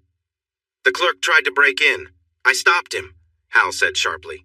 He flinched when Sam lightly touched his arm. She had wrapped a sheet around herself and was standing next to him. "I heard this man say he was coming to see me." "He used rougher words," Sam explained to the sheriff. "So your partner got jealous and fought him?" the officer asked, noticing a mark on Sam's neck from Hal's grip. "We're not together," Sam quickly replied. The sheriff pointed to Hal's hand. "He seems to be involved with someone. That mark on your neck doesn't look good. Are you all right, miss?" The lawman put his hand on his belt, and Sam felt Hal tense up.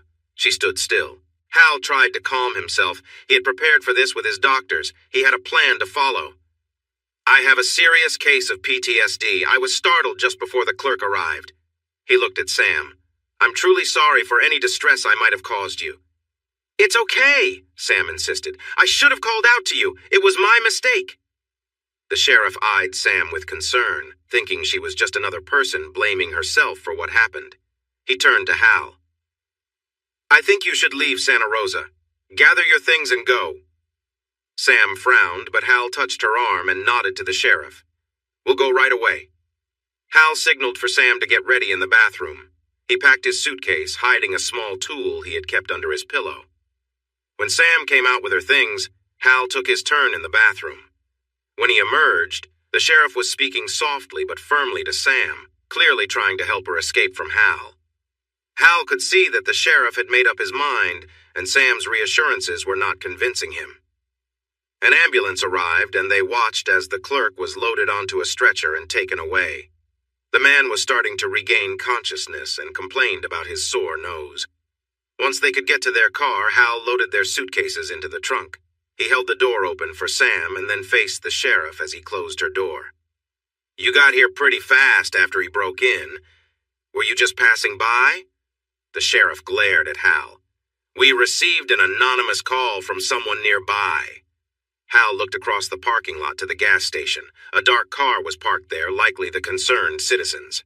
He nodded, walked to his door, and got in. Sam watched him nervously. He waited for the sheriff to return to his vehicle, then drove out of the parking lot. The sheriff followed closely behind, likely to ensure they left town. Hal watched in the rearview mirror as the sheriff continued to follow him. He merged back onto the interstate, and the sheriff went straight past the exit. A short while later, headlights appeared behind them on the highway. "Where are we going now?" Sam asked softly. Hal glanced at her, and sorrow gripped him as he realized he had hurt her. "I'm really sorry for what I did. I should have made sure we had separate rooms." "No! We were fine before. I made a mistake. That mistake nearly cost you everything because of me. I'm so sorry," he said, feeling overwhelmed. He clenched the steering wheel tightly. He focused on the road ahead and noticed the car behind them, keeping a safe distance. He hadn't realized how heavy his breathing had become, and tried to steady himself. "You're not a monster," Sam said quietly, almost as if she needed to convince herself. "I am. Part of me is," he confessed. "You said it was due to PTSD. "That's not true. I said that to the sheriff to keep it simple." He turned to her. "But you saw it. The dark side of me. It affected you." A shiver ran through him. "I can't let that happen again." They drove on in silence, each lost in their own thoughts. "What? Where did that darkness come from?" Sam asked carefully. He gave her a sad look before focusing on the road. It felt easier to talk that way. "It has always been part of me. Now, it's just hidden away. I'm not supposed to talk about it, but since it nearly harmed you, you deserve to know. Please don't tell anyone. It's not safe for you." He held her gaze, and she nodded, her eyes wide with concern. Hal squirmed inside, knowing he was the cause of that fear, which he never wanted for her. She didn't deserve it. "You're married." Her straightforward comment hit him hard. He nodded. "She knows." It wasn't a question. "Yes." "Have you ever hurt her?" He took a painful breath. Sam didn't know how heavy her questions felt, but he struggled with the weight. "Yes." "Is that why you're going to L.A.? Did she leave you?" Sam asked gently. She was so off track that Hal let out a small laugh of relief, then quickly closed his mouth. He needed to respond. "No, she hasn't left me." He realized he wished she would. It would make things simpler. "She won't, not until she gets what she wants." "What?" "Please, I can't." Hal tightened his grip on the wheel until he felt the stitching bite into his skin. He forced himself to relax. "I'm sorry," Sam said. "I care about you. I don't like seeing you in pain, and I want to help. If talking can help you, I'm here to listen." Hal felt a strange urge to laugh, but he kept it inside. The woman he almost harmed wanted to help him? Thank you. As soon as he said it, he felt how little those words seemed. This woman, who seemed out of place in his complex life, had somehow found a way into his heart and mind. Until now, that space had been reserved only for Lisa. No one else had ever come close to challenging the hold Lisa had over him. He wasn't sure what to do with this realization. It didn't fit with his current life. He wasn't free of Lisa. Her influence on him was still strong, deeply embedded since they'd first met in high school. She had shaped his life and his choices ever since. After he was sent away to the army, they'd been separated for more than 10 years. When he came back, he was a changed man. His time in training had transformed him, equipping him with skills to blend into society while also being what his team needed him to be. That first day back, Lisa had tested him, trying to see if he was still the person she once knew. He remembered every detail about her and gave her the reassurance she wanted. When she still hinted at pushing him away, he felt the tension rise, and a part of him he tried to control slipped through. That day, she had smiled at him with satisfaction, her look anchoring him to her once more. His handler had once warned that Lisa might become a problem if she interfered with his performance. Hal managed to convince him otherwise, showing that he could still achieve his objectives with skill and precision. His success rate proved that he could handle his assignments effectively, and his handler reluctantly allowed him to marry Lisa. Their early years of marriage were peaceful. He managed to keep her content and balanced without letting his darker side show. However, There were times when things became strained. During those rough patches, Lisa had a way of drawing out intense reactions in him.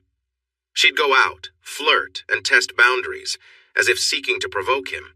Her goal seemed to be to stir his jealousy, to see how far she could push him. He tried to remain calm in those situations, to talk through them, but it rarely worked. Her approach to provoking strangers often led to tense confrontations. His frustration would build, and sometimes it would break through. He had come close to losing control more than once, the intensity of these confrontations leaving a mark on both him and his memories. Later, she claimed the man had made her too drunk to know what was happening. Lisa was always there to face his darker side after it had dealt with its problems, and it took its toll on her. During this time, his supervisor returned to warn him that Lisa's troublemaking, if it didn't stop, would need to be addressed. While Hal's work had not suffered, the chance was growing that Lisa would push him into situations they couldn't handle. But this warning stayed just a warning, as he had become too important to the project to risk affecting his mood and work. He realized he wasn't content, and Lisa's need to explore his dark side kept growing. As it did, his happiness shrank, but Lisa was satisfied because she was getting what she wanted, as she always did.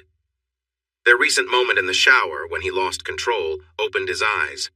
He understood she wouldn't stop until he hurt her in some way. That thought scared him, but he felt powerless in their relationship. Then came Chet. Hal found the man in the waiting area of the dental office where Lisa worked. The moment they locked eyes, Hal knew he was facing another threat, one who'd been visiting his wife at work. Chet was tall, young, attractive, tan, and had a strong build. He could easily blend in with college athletes or surfers, but his cold, lifeless eyes gave away his true nature. Before Hal could figure out his next move, Chet strolled to the front desk, and told the office assistant he'd reschedule. Then he looked at Hal and told her to inform Lisa he'd see her at their 6 p.m. appointment on the 20th. Hal was puzzled as the man smirked and left. When Hal asked Lisa about Chet's mention of 6 p.m. on the 20th, she said Chet must have been mistaken since she would be in L.A. at a conference. She laughed off his request to have Chet see another hygienist. Her small, satisfied smile hit him hard. At that moment, he realized Lisa could be just as dangerous.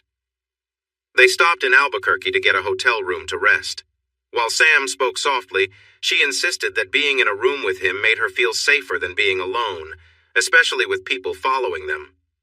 Hal didn't have the energy to argue, especially when she touched his arm and looked up at him. He repeated the rules, and then they managed to catch up on some sleep. They started later than usual, but they had already covered some of the day's distance. They enjoyed brunch in Gallup, visiting an Applebee's once again. It was clear that Sam really liked this place. As for Sam, she was wearing her blue Route 66 shirt and light gray yoga pants, which caught the attention of the waitstaff and Hal. She seemed pleased with the attention. When he asked her about her outfit, she put on a cute, innocent look. Her cheerful laugh when he stopped asking made him smile. Her happiness brought him joy, and he found himself wishing for a future where he could hear her laugh every day. While driving west, the countryside changed a lot. But Hal couldn't shake some old memories that came rushing back. After a while, he decided he needed a break. He pulled into a rest area and got out to stretch his legs. Sam joined him, watching his face for any signs of what was bothering him. He noticed her concern, and it made him smile. He almost reached for her to hug her, but stopped and crossed his arms instead. "Is something wrong? Can I help?" she asked. He sighed, thinking it might be good to share what was on his mind. He pointed to the landscape around them. "Thinking about my childhood in places like this has been on my mind all day. This place feels familiar. It's hot and dry, and I keep remembering feelings of pain and loneliness." He felt a jolt when Sam wrapped her arms around him in a hug. He uncrossed his arms and returned the embrace, feeling comfortable. The hug was warm and comforting. When she pulled back, Hal tried to hide his disappointment, but might have made a small sound when she smiled brightly at him. "You need something to take your mind off things," she said, glancing into the car and spotting the CD Hal had bought. "Let's listen to the CD and sing along." "Sing?" Hal said in surprise. "Come on, I know I have a terrible voice, but I'll sing if it helps you," she said with a playful grin. "I think your voice is great," he said, and then regretted it. "Oh, thanks, but I don't know why you would think that. It's a bit scratchy." Her cheeks turned a nice shade of pink, but her eyes sparkled. He locked the car and they walked to the washrooms. Hal waited while Sam went into the ladies' room, and then they headed back to the car. He kept an eye out for anyone following them. He didn't see anyone in the parking lot at first, but then spotted a dark sedan parked on the road nearby. He thought about checking it out, but decided against it since it would put him out in the open. Instead, he opened the door for Sam and closed it gently after she got in. His old habits were returning strongly. They got back on the highway and Sam opened the CD case, putting the disc in the player. As the music started, Sam turned up the volume. She smiled at Hal and began to sing along to Nat King Cole's Route 66. Hal smiled, knowing her voice was just as charming as her laughter and giggles. "Why aren't you singing with me?" she asked, pouting a little. "2 reasons," he replied. "I don't know the words, and your singing is so great that I would ruin it if I joined in." She rolled her eyes. "Now I know you're joking. My singing sounds awful. Frank used to tell me to be quiet when he heard me sing. My family was the same way. Mom always said I didn't have a beautiful voice, so I should express myself in other ways." She shrugged with a small smile, looking at her nails. "Your mom was wrong, and I could really use a word with Frank," he said, clearly upset. He tried to calm down and looked at Sam, who was watching him with big eyes. He softened his expression. "I'm sorry for speaking about your mom like that, but she didn't get it, and Frank still deserves a talking to." She smiled shyly. "You really think my singing is good?" "I love your singing," he insisted. Sam beamed, and she started singing again, putting her heart into it. Hal smiled, enjoying the joy on her face. She loved to sing, and others had tried to stop her. How silly of them. She wasn't off-key at all, and her voice was strong. The only complaint anyone could have might be about its roughness, but Hal thought it was charming. He recalled how successful Rod Stewart and Kim Carnes were with their unique voices, and believed Sam sang even better than both. They drove on toward Flagstaff, with Sam singing joyfully, and Hal feeling less weighed down by memories of a tough childhood. Sam was thrilled as they entered the parking lot of their hotel near the highway junction in Flagstaff. They had played all the songs on the CD and were searching for radio stations throughout the empty landscape. "There's a supercenter close by. We can walk over and get some more CDs for the next part of our trip," Hal suggested, and she nodded eagerly. "There's also an Olive Garden nearby." "I would love to walk a bit after all that driving," she said with a big smile. "Me too." They grabbed their bags and went inside to check in. "Hi, reservation for Demon?" he said to the friendly clerk at the counter. She looked up his name. "Yes, I have you here for one night, a single king-sized bed." "No, sorry, I need 2 beds." "We need 2 beds," he said, stumbling over his words. The young woman looked at both of them, then back at her computer. "Let me see if I can find another room for you. We're quite busy tonight. I have one room facing the courtyard with a balcony available." "We'll take it," Hal said, feeling relieved. They completed the reservation, and soon they had key cards and were going up to their second-floor room. Once inside, Sam hurried to the patio doors and stepped out onto the balcony. "Oh, this is lovely," she said, smiling as she took in her surroundings. She turned to Hal, her face bright with happiness. The late afternoon sun warmed her features, and Hal found himself caught off guard. He had never seen anyone look so radiant. She seemed to embody peace and joy. His mind quickly compared her to Lisa, and it felt like a shock. This realization shook him. Sam and Lisa were nothing alike. Sam was innocent and gentle, while Lisa thrived on control. Sam calmed him, while Lisa caused him stress. Even their color choices seemed different. Light versus dark. Why did it take being with Sam to realize how dull his life had become? "Are you okay?" He snapped back to reality, standing at the open patio doors. Sam was looking at him with a look of kindness and concern. "You think? I want to talk to you about Lisa, my wife." Her eyes widened in surprise. He cleared his dry throat. "Later, after dinner and shopping." "Okay, sure. That sounds good," she replied softly, smiling. He suddenly felt the urge to kiss her, but quickly stepped back.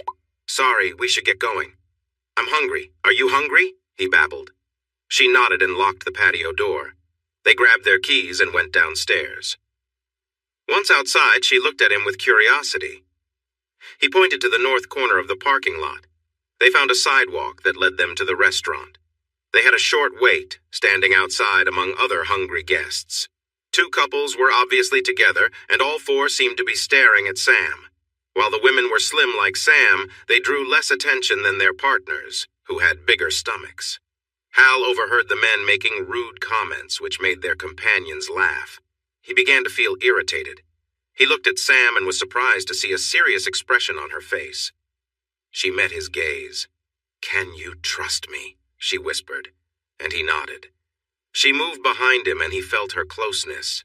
She turned him a little to face the four people watching and rested her chin on his shoulder, her hands wrapped around him, making him feel uneasy. He noticed that the four had stopped talking, but they were paying close attention. Sam gripped the bottom of his shirt with one hand and slowly lifted it, revealing his toned stomach. She ran her other hand over his muscles, observing the reactions of the couples watching her. She pulled him back slightly toward her. "At least I don't have to pretend," she said with a laugh. The two men looked at Sam with anger, but they were clearly intimidated by Hal's strong build and the signs of a difficult past. The two women shifted uncomfortably as they glanced at Hal. When their eyes met his, they stepped back behind their partners, looking uneasy. Deciding they would go somewhere else, the four left for the parking lot. Sam let go of his shirt and took a small step back, though she still leaned against him. She rested her forehead on the back of Hal's neck, and her hands settled on his shoulders. Hal felt her shivering. "Hey, I've never heard you speak like that before. Are you okay?" She took a deep breath. "No, that was tougher than I thought." He let her gather herself. "Well, what you said really hit hard. Not my words." He turned slightly but couldn't see her. "It sounded like you were talking." She chuckled softly, and he felt her breath on his neck. "The words were from someone else, a lady I used to work with. She was fiery and knew how to stand her ground." "She sounds interesting." She was... Her voice was quieter then, and Hal sensed her sadness. "Frank." Sam rested her cheek on his shoulder, her sadness rising.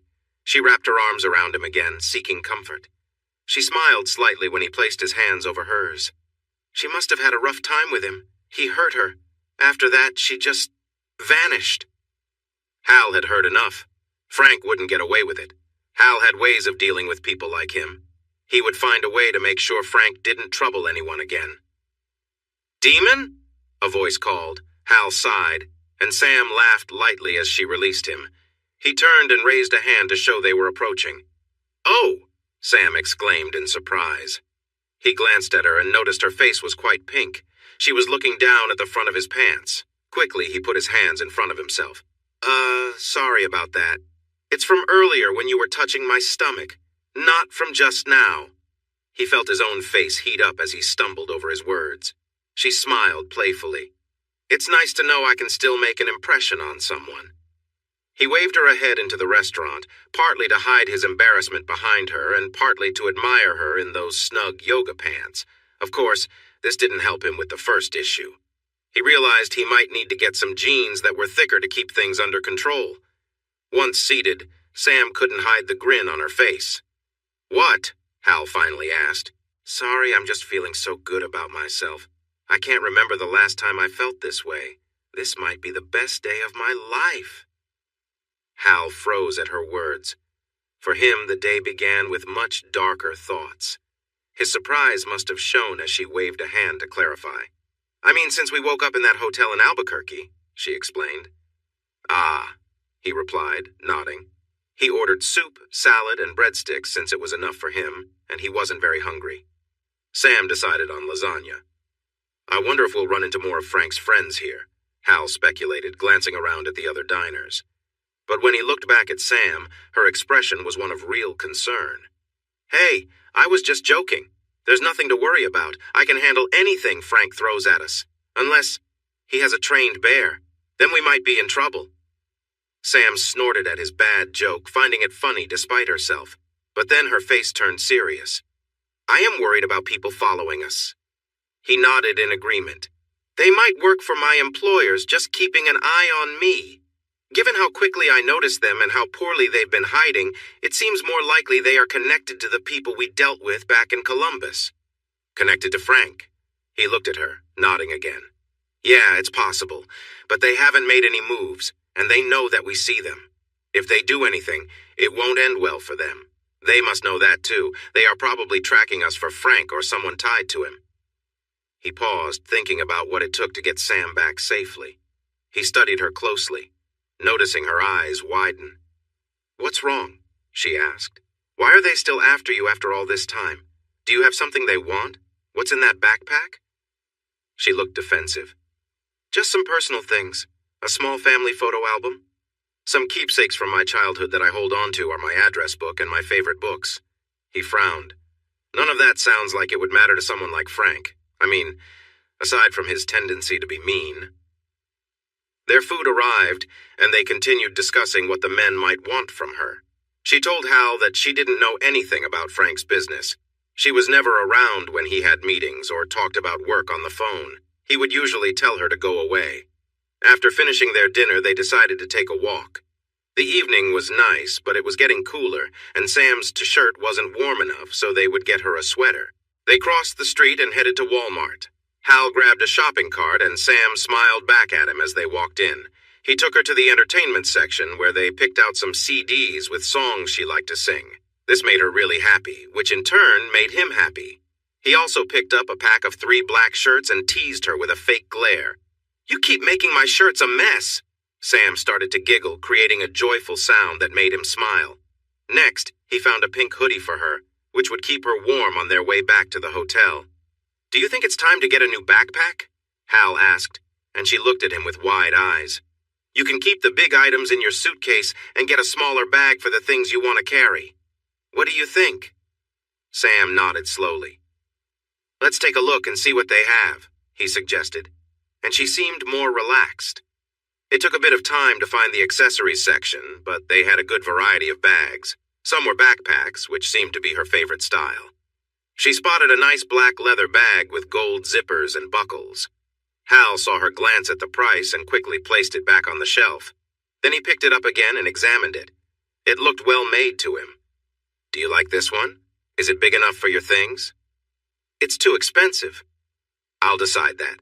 You just need to tell me if it works for you, he calmly replied while holding her gaze. So? She bit her lip and nodded. He placed it in the cart. As they walked toward the checkout, Sam linked her arm through his. Thank you for being so kind to me. Better than anyone else has ever been, she said softly.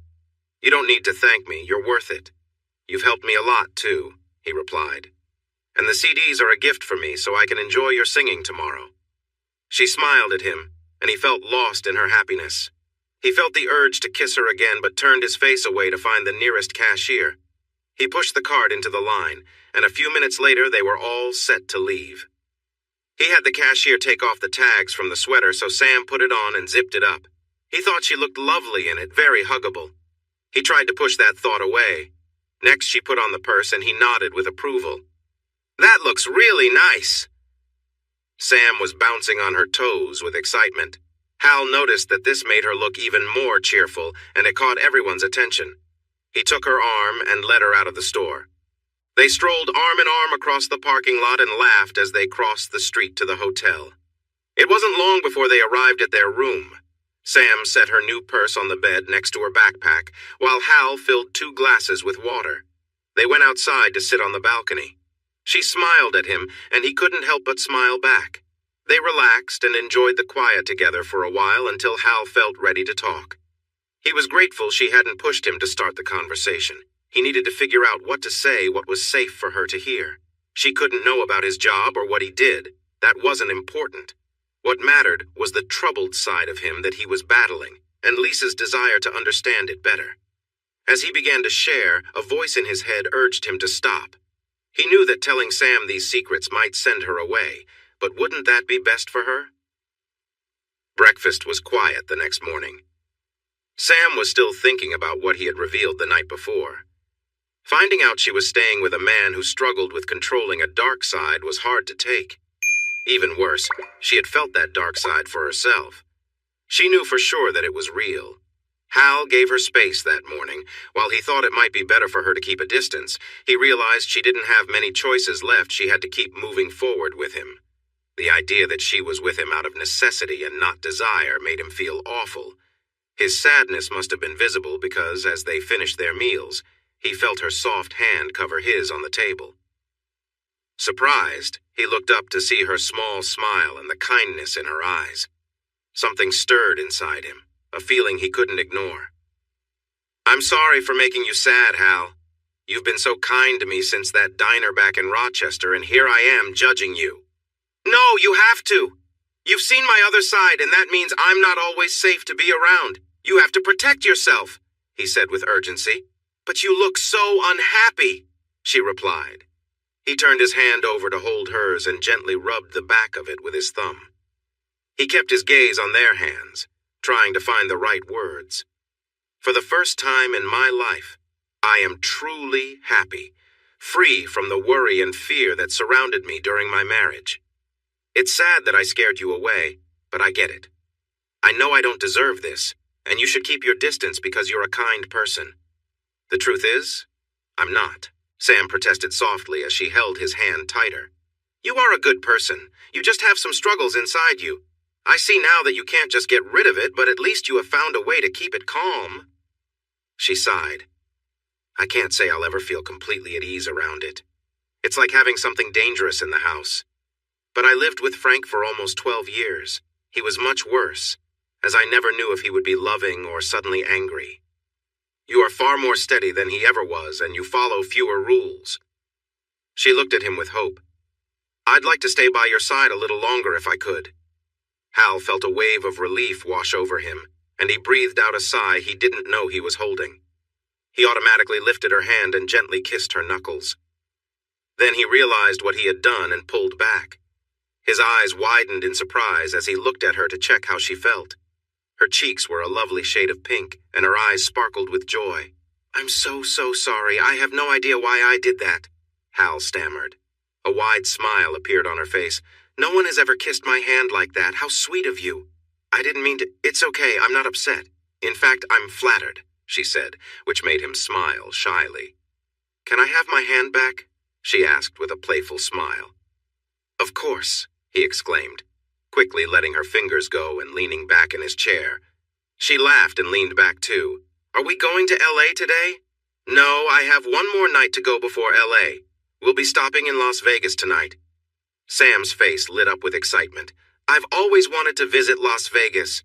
Her joyful grin made his heart race, and he realized he didn't want to be without it. "I have the hotel room booked for 3 days. I hadn't planned to stay in L.A. I don't fit in there, so after my meeting, I'll head back to Vegas." He looked into her eyes, seriousness in his expression. "I won't be taking you to L.A. with me. I'd like you to wait for me in Vegas." "Why? Why can't I come with you?" Sam asked, surprised. "I told you about Lisa and her desire to control my struggles, right? She's been meeting someone just like me at her dental office. There's a good chance she'll be with him in L.A. She denied it, but she was just trying to manipulate me again, creating doubt and anxiety, hoping to force me to act out of character." He reached out and took Sam's hand again. "What we didn't think about was my meeting you. Now I know what real happiness feels like. My marriage is a messy version of what it should be. It has to end." "Then just walk away. Don't go to L.A., she said, holding on to his hand. He smiled softly. "I need to tell Lisa that she no longer has my heart. I'm free of her now. I can finally do that. Thanks to you." She smiled back and a tear danced down her cheek. But worry came to her face. "You said this man is like you. Will it be safe to face them together?" "That's just it. I'm not going to face them. That's what she wants, but I don't care anymore. They can be together. I don't feel trapped by her anymore. I don't feel anything for her. I'm going to tell her I want a divorce."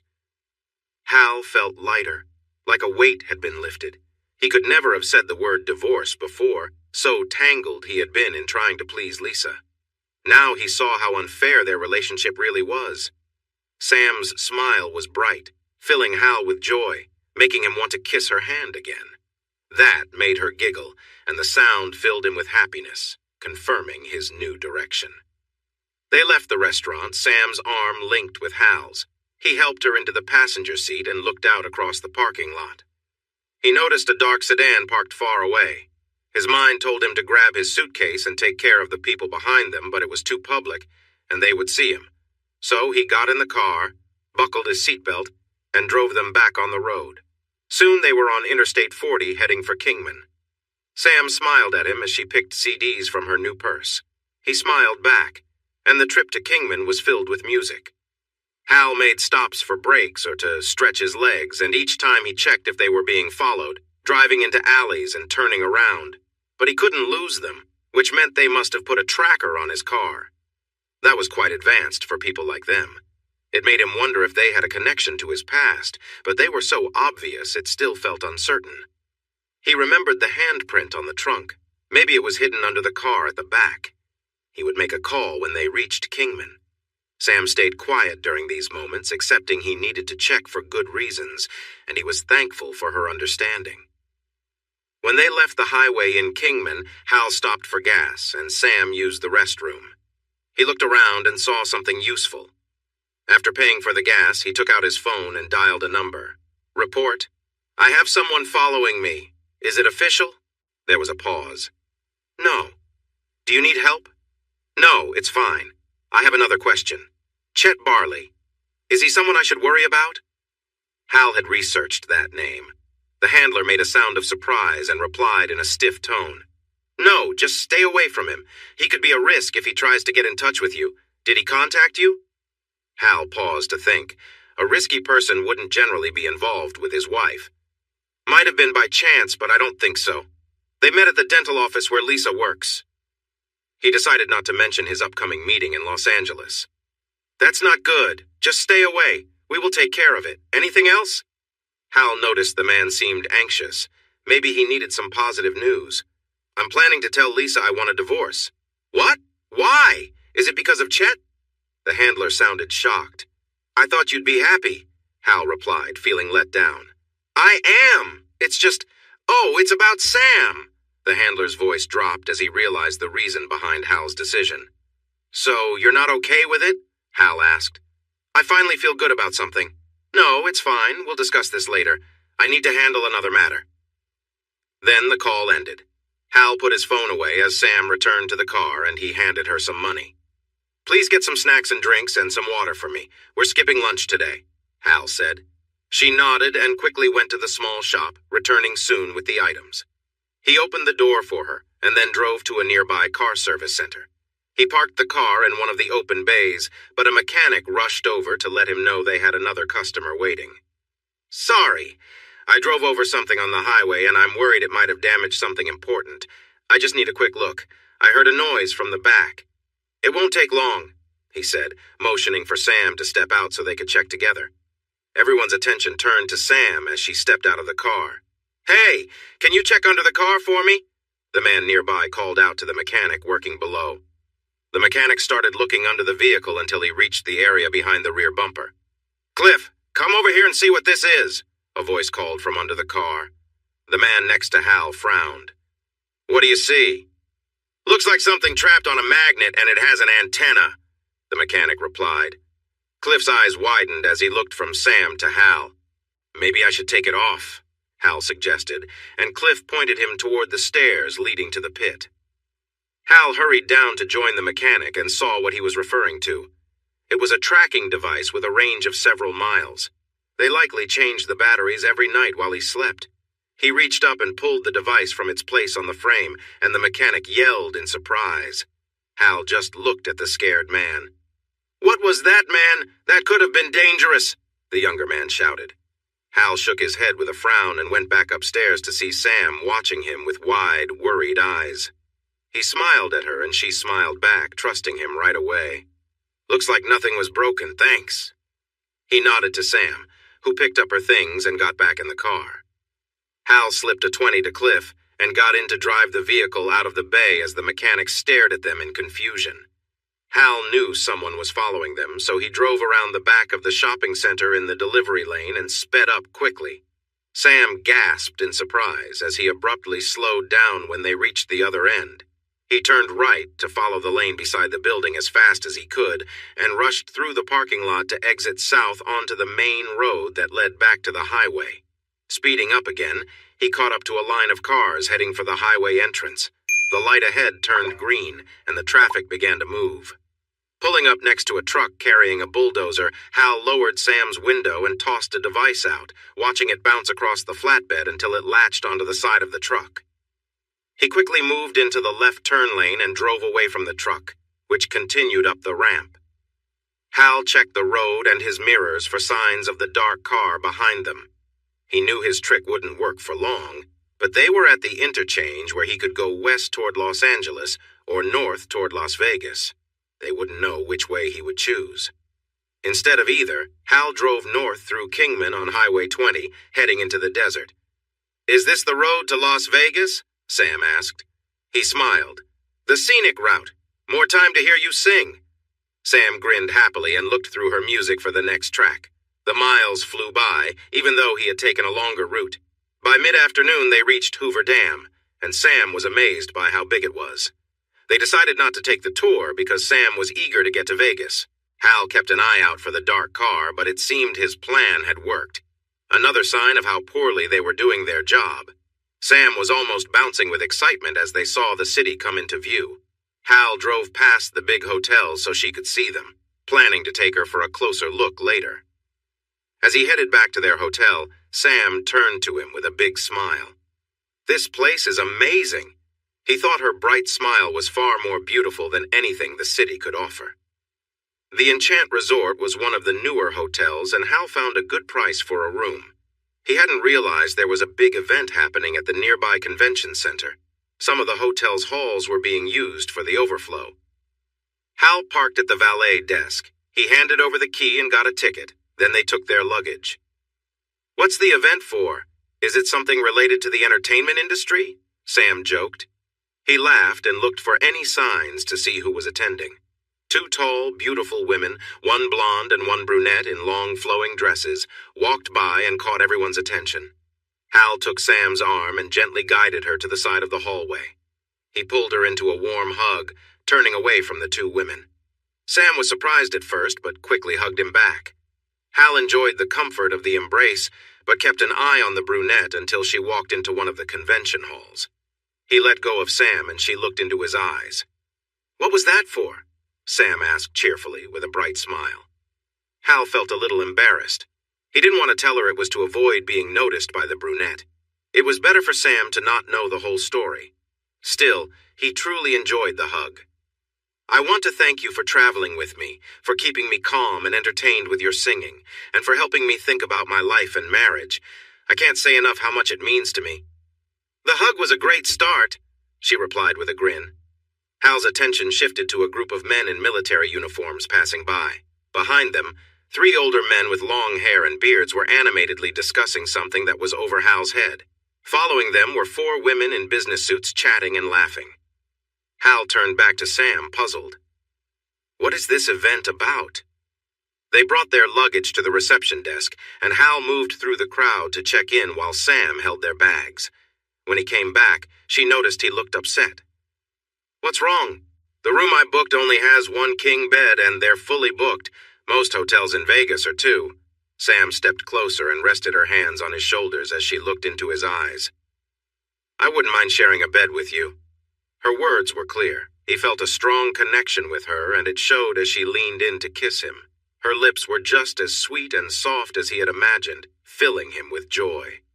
This woman was everything that was different from Lisa. She was real and kind, loving, and she wanted him, flaws and all. His mind felt like it might burst from the thrill he felt, and then Lisa's face appeared in his thoughts. He pulled away from those beautiful lips and took a shaky breath. Wait, oh my goodness. What's wrong? Don't you want this? I do," she whispered, a little out of breath. Yes, I do," he sighed, and her smile came back as she leaned in again. He almost went along with it, but at the last moment, he gently pushed her back. "I want this more than anything, but I need to tell her it's over first. I have to end my marriage before I can start something new with you. Is that okay?" She touched her forehead to his. "Yes, I can wait. Just knowing you want me is enough for now. Let's grab our things upstairs, freshen up, and find a place to eat. After that, we can take a walk and see the sights. We can sort out where we'll sleep later," Hal suggested softly. Sam nodded and smiled at him with sparkle in her eyes. They took the elevator to their floor, and Hal let Sam open the door with her key. She skipped into the room, excited about the decor, and rushed to the window. "Oh, Hal, the view is amazing!" she exclaimed, leaning against the window and looking down at the rows of fancy hotels. He watched her enjoying this new experience, and her happiness filled him with joy. "Yes, it really is." She turned back to him, beaming. "You're making it hard for me to not kiss you." Hal raised his hands playfully. He looked in his suitcase. "I don't have any nice clothes for dinner," he sighed, showing her his brown suit. Sam wrinkled her nose at it, and he nodded. "I'll check out the shop in the lobby. Would you like to join me? Maybe they have something nice for you, too?" She quickly came to take his arm. They walked back to the concourse next to the lobby and explored a few shops. Hal found himself a dark casual jacket and pants, a white dress shirt, and black loafers. Sam hit the jackpot with a fitted dress covered in gold sequins that highlighted her shape and ended mid-thigh. She paired it with beautiful gold high heels. She glowed happily after he told her she looked stunning. He also bought her a little gold purse to match. They decided to wear their new clothes back to their room to drop off their old outfits. Sam moved her things from her backpack to the smaller purse. While doing this, she dropped her book, and a small folded note that had been used as a bookmark slipped out. Hal bent down to pick them up. As he unfolded the note to read the writing, he paused and glanced at Sam. "Where did you get this note?" She shrugged. "I lost my old bookmark." There was an old notepad on the table by the phone in the kitchen at Frank's place. "I took the top sheet to use as a bookmark." "Why?" He tucked the paper into his pocket and then made her a new bookmark using another piece of paper from the pad near the hotel room's telephone. "Does Frank have a good memory?" he asked her carefully. She scoffed as she looked at him.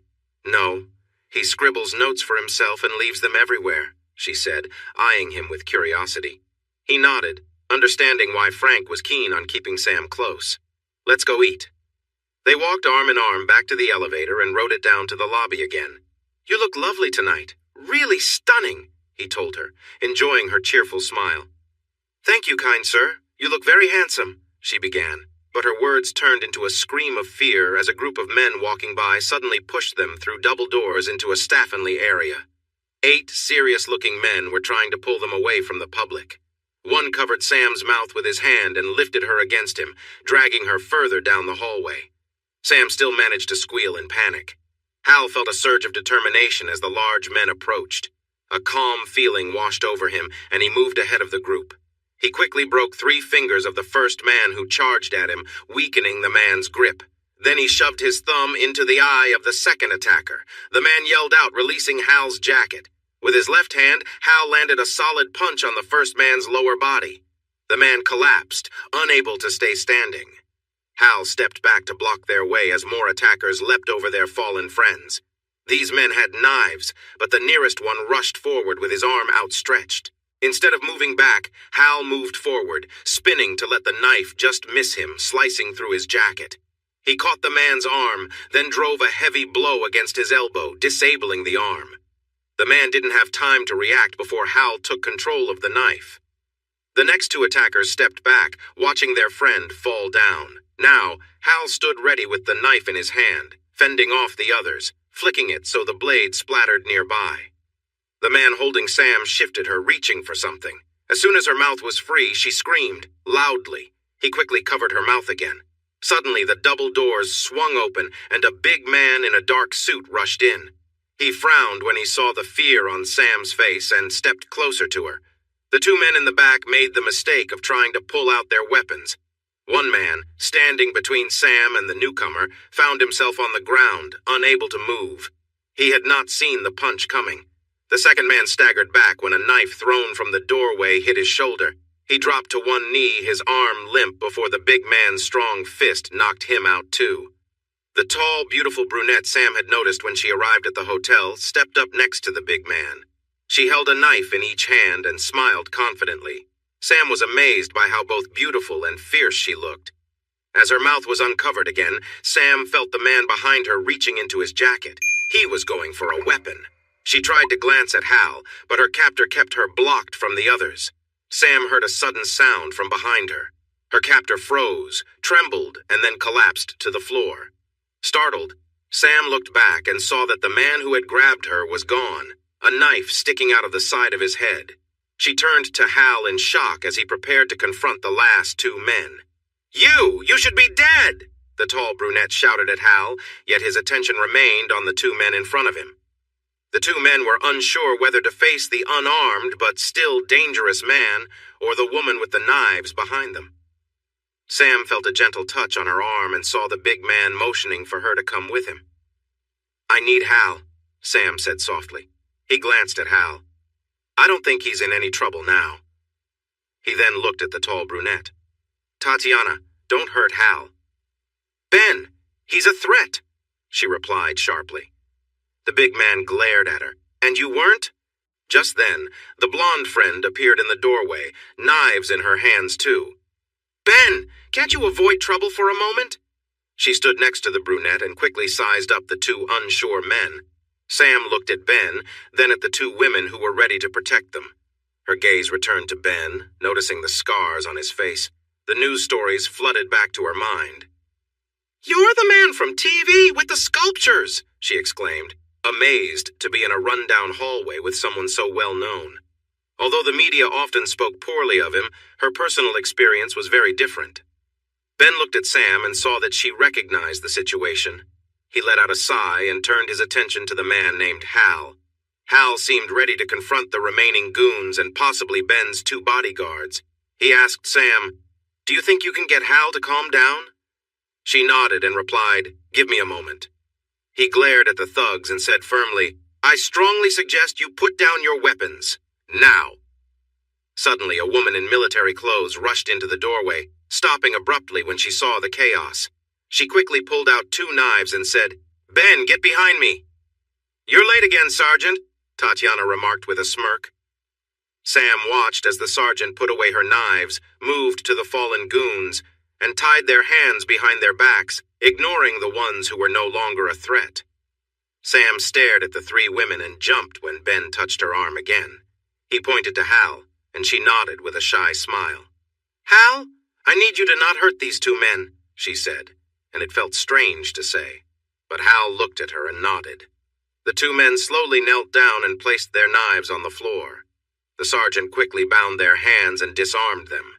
She looked at Hal, who raised his hands to show he was no longer a threat. Sam rushed over and hugged Hal tightly. He embraced her back, his body shaking with adrenaline. They shared a brief kiss, and she held him even tighter. "Can someone explain what's happening here?" the sergeant asked. "Ben came to save the damsel in distress again. This time I believe he saved these men from Hal," Tatiana said with a hint of annoyance. Ben frowned at her. "It seems you two have a history?" "He killed a man the colonel asked me to protect," Tatiana said angrily, clearly hurt. She glared at Hal. "I thought I had finished you off." Hal held up his hand, showing a scar, and placed it over his heart. "Almost." Sam's eyes widened as she realized Tatiana was responsible for Hal's injury. Hal turned to Ben. "I need to make a call. I'm Hal Demon, by the way." Ben smiled and replied, "I'm Ben Shepard." Hal took out his phone and dialed his contact. "Report," came the voice. "I'm in Vegas. I found another group from the same source as before." The person on the other end swore, prompting Hal to continue after confirming that all the men were secured and none were a threat. "I figured out why they are after Sam. The information they want is important. It needs to go to the FBI right away." Sam stared at Hal in disbelief. He nodded at her and offered a reassuring smile. There was a pause, and then the voice on the line responded with more enthusiasm. "Really? That's great! Which hotel are you staying at? I will have someone from the agency pick up the information." "The Enchant Resort. They need to act fast since this information is urgent," Hal said. "Got it. What do you need right away?" Hal glanced at the situation around him. Two people were gone, and he felt a strange satisfaction about that. "I need help with the police." "No, we will take care of this," the sergeant replied. "Who is that?" Carl asked. "Put her on the phone." Hal raised his eyebrows and handed his phone to the woman. She had a brief conversation with Carl, then returned the phone, looking at Hal carefully. He frowned at her and put the phone to his ear. "It's me. They'll handle the cleanup. I will send the FBI for the details right away." The call ended, so Hal put his phone back in his pocket and turned to Ben. "Thank you for your help." "Those guys didn't look like federal agents or police. Who were they?" Ben asked. Hal signaled for Sam to join him again, and she quickly came to his side. "Sam used to live with a dangerous man. He runs a club up in Rochester, New York, but he is also involved in a troubling situation. He made a note about a delivery arriving in New York City on a ship. It is on a quiet route and will arrive in 2 days." Soon after he wrote the note, Sam escaped from the bad relationship. She accidentally took the note and used it as a bookmark. She has been on the run, and this man who has a poor memory is trying to get the information back. He can't reach the ship, so all he has is the note, which I now hold. The big man nodded and then looked closer at Hal's arm. "Looks like your jacket got damaged." Hal looked at his sleeve and sighed. "That was a new jacket," he said, then turned to Sam. "Still hungry?" She smiled shyly and nodded. Hal turned to Ben. "Can I treat you and your friends to dinner?" He glanced at Tatiana. "As long as you promise not to try to hurt me again." She made a sound, but got a serious look from Ben and finally agreed with a nod. Ben smiled back. "We have a reservation, but we would love your company if you want to join us." Hal noticed the sergeant was trying to get Ben's attention. "I'll handle things with the authorities and see you upstairs later," she said as the police entered the corridor. She walked over to speak with them. They introduced themselves as they waited for directions from the police captain. Finally, Hal and Sam followed Ben and his bodyguards, Lilia and Tatiana, to a nice restaurant that had a beautiful waterfall. Hal smiled as he noticed how nervous Sam seemed next to the two women. He kissed her hand and looked into her eyes, making her giggle nervously while the others watched with interest. As the waiter brought the menus, Hal's phone rang. He excused himself and stepped outside to answer. "Hello? Hal Demon?" "Yes. Who is this?" he asked, frowning. "This is Agent Patterson from the FBI. I was told you have something for me. I'm at the front desk." Hal blinked. He hadn't expected someone so soon. "I'll be there in a minute." He walked to the front desk and quickly noticed the agent, who looked him over as he approached. "Agent Patterson," he said. "Hal Demon?" she confirmed, and he nodded. He handed her a piece of paper. "This is a note Frank Capello wrote and left at his home. The woman I'm with, Sam Dulane, lived with him, and he was not kind to her. She managed to escape and took this note as a bookmark for a book she's reading. Mr. Capello has been looking for her ever since. He has tried to find her twice this week. I believe he might not remember what the note says. I found it tonight, and it seems to say something will happen in 2 days." As she read the note, Agent Patterson nodded, realizing they needed to act quickly. She carefully placed the paper in her pocket. "Thank you. Can I reach you and Miss Dulane at your number?" she asked. "Yes, she's staying with me," he replied. The agent smiled. "Thank you. I will contact you soon." With that, she hurried away. Hal watched her leave and returned to the restaurant. He saw Sam waiting for him, and her relieved expression made him wish he had explained things to her earlier. He promised himself to keep her better informed in the future. He paused, thinking about their future together. The idea of having a future with Sam felt like a cherished promise. He joined her and kissed her forehead. Her face lit up with a shy yet happy smile that he loved to see. He sat down and told the table about what had just happened. Sam's smile grew bigger as she realized that one of her choices would help save 30 young women from being taken into New York Harbor. "Are you here to enjoy the sights or gambling?" Hal asked Ben. Ben shook his head. "The ladies don't like me walking around crowded places. I get too much attention. I'm not into gambling either. I'm here for the International Conference on Science, Engineering, and Technology." Hal raised his eyebrows. "Is that what all these people are here for?" Ben grinned and nodded. "I just got here this morning. The conference is only today and tomorrow. I have some meetings coming up, and there are a few discussions I really want to join," Ben said, glancing at his bodyguards who didn't seem pleased. "I told you two that you don't need to come with us to the meetings. Evelyn and I will be okay. You know we can't leave you unguarded, Ben. Lilia replied. There are military officials from many countries at this conference. Hal looked back at Ben and noticed he seemed a bit defeated. The big man forced a smile for Hal and Sam. It was more fun when I didn't have so much attention. Make the most of it, Hal advised with a nod.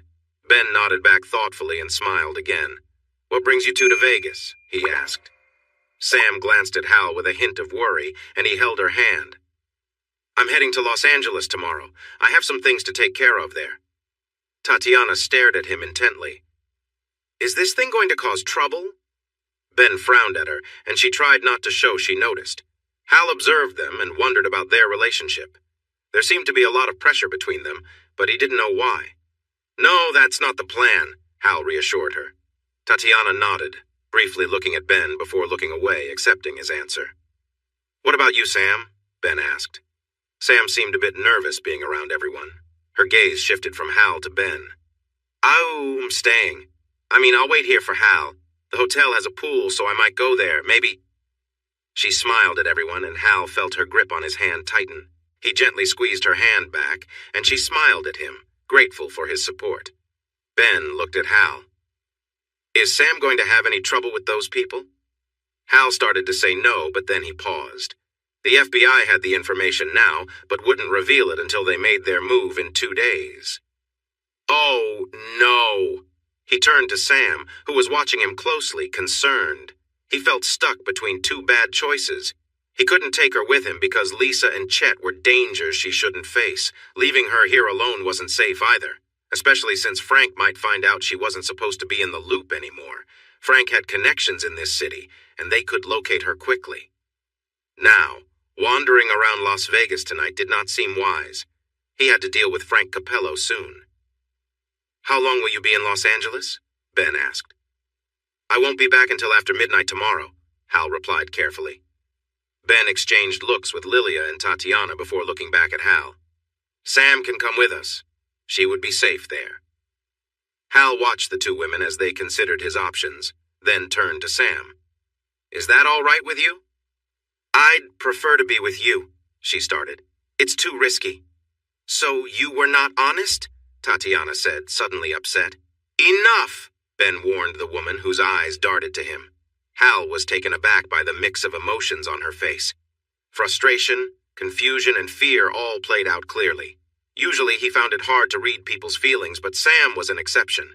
Tatiana was skilled in hiding her true self, but when she was with Ben, her mask slipped, showing her real emotions just like Sam did.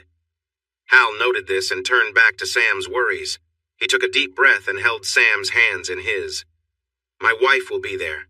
I don't know how she will react when I tell her I'm leaving, but I'm sure it won't be good for you, and she might become aggressive. She doesn't handle losing well.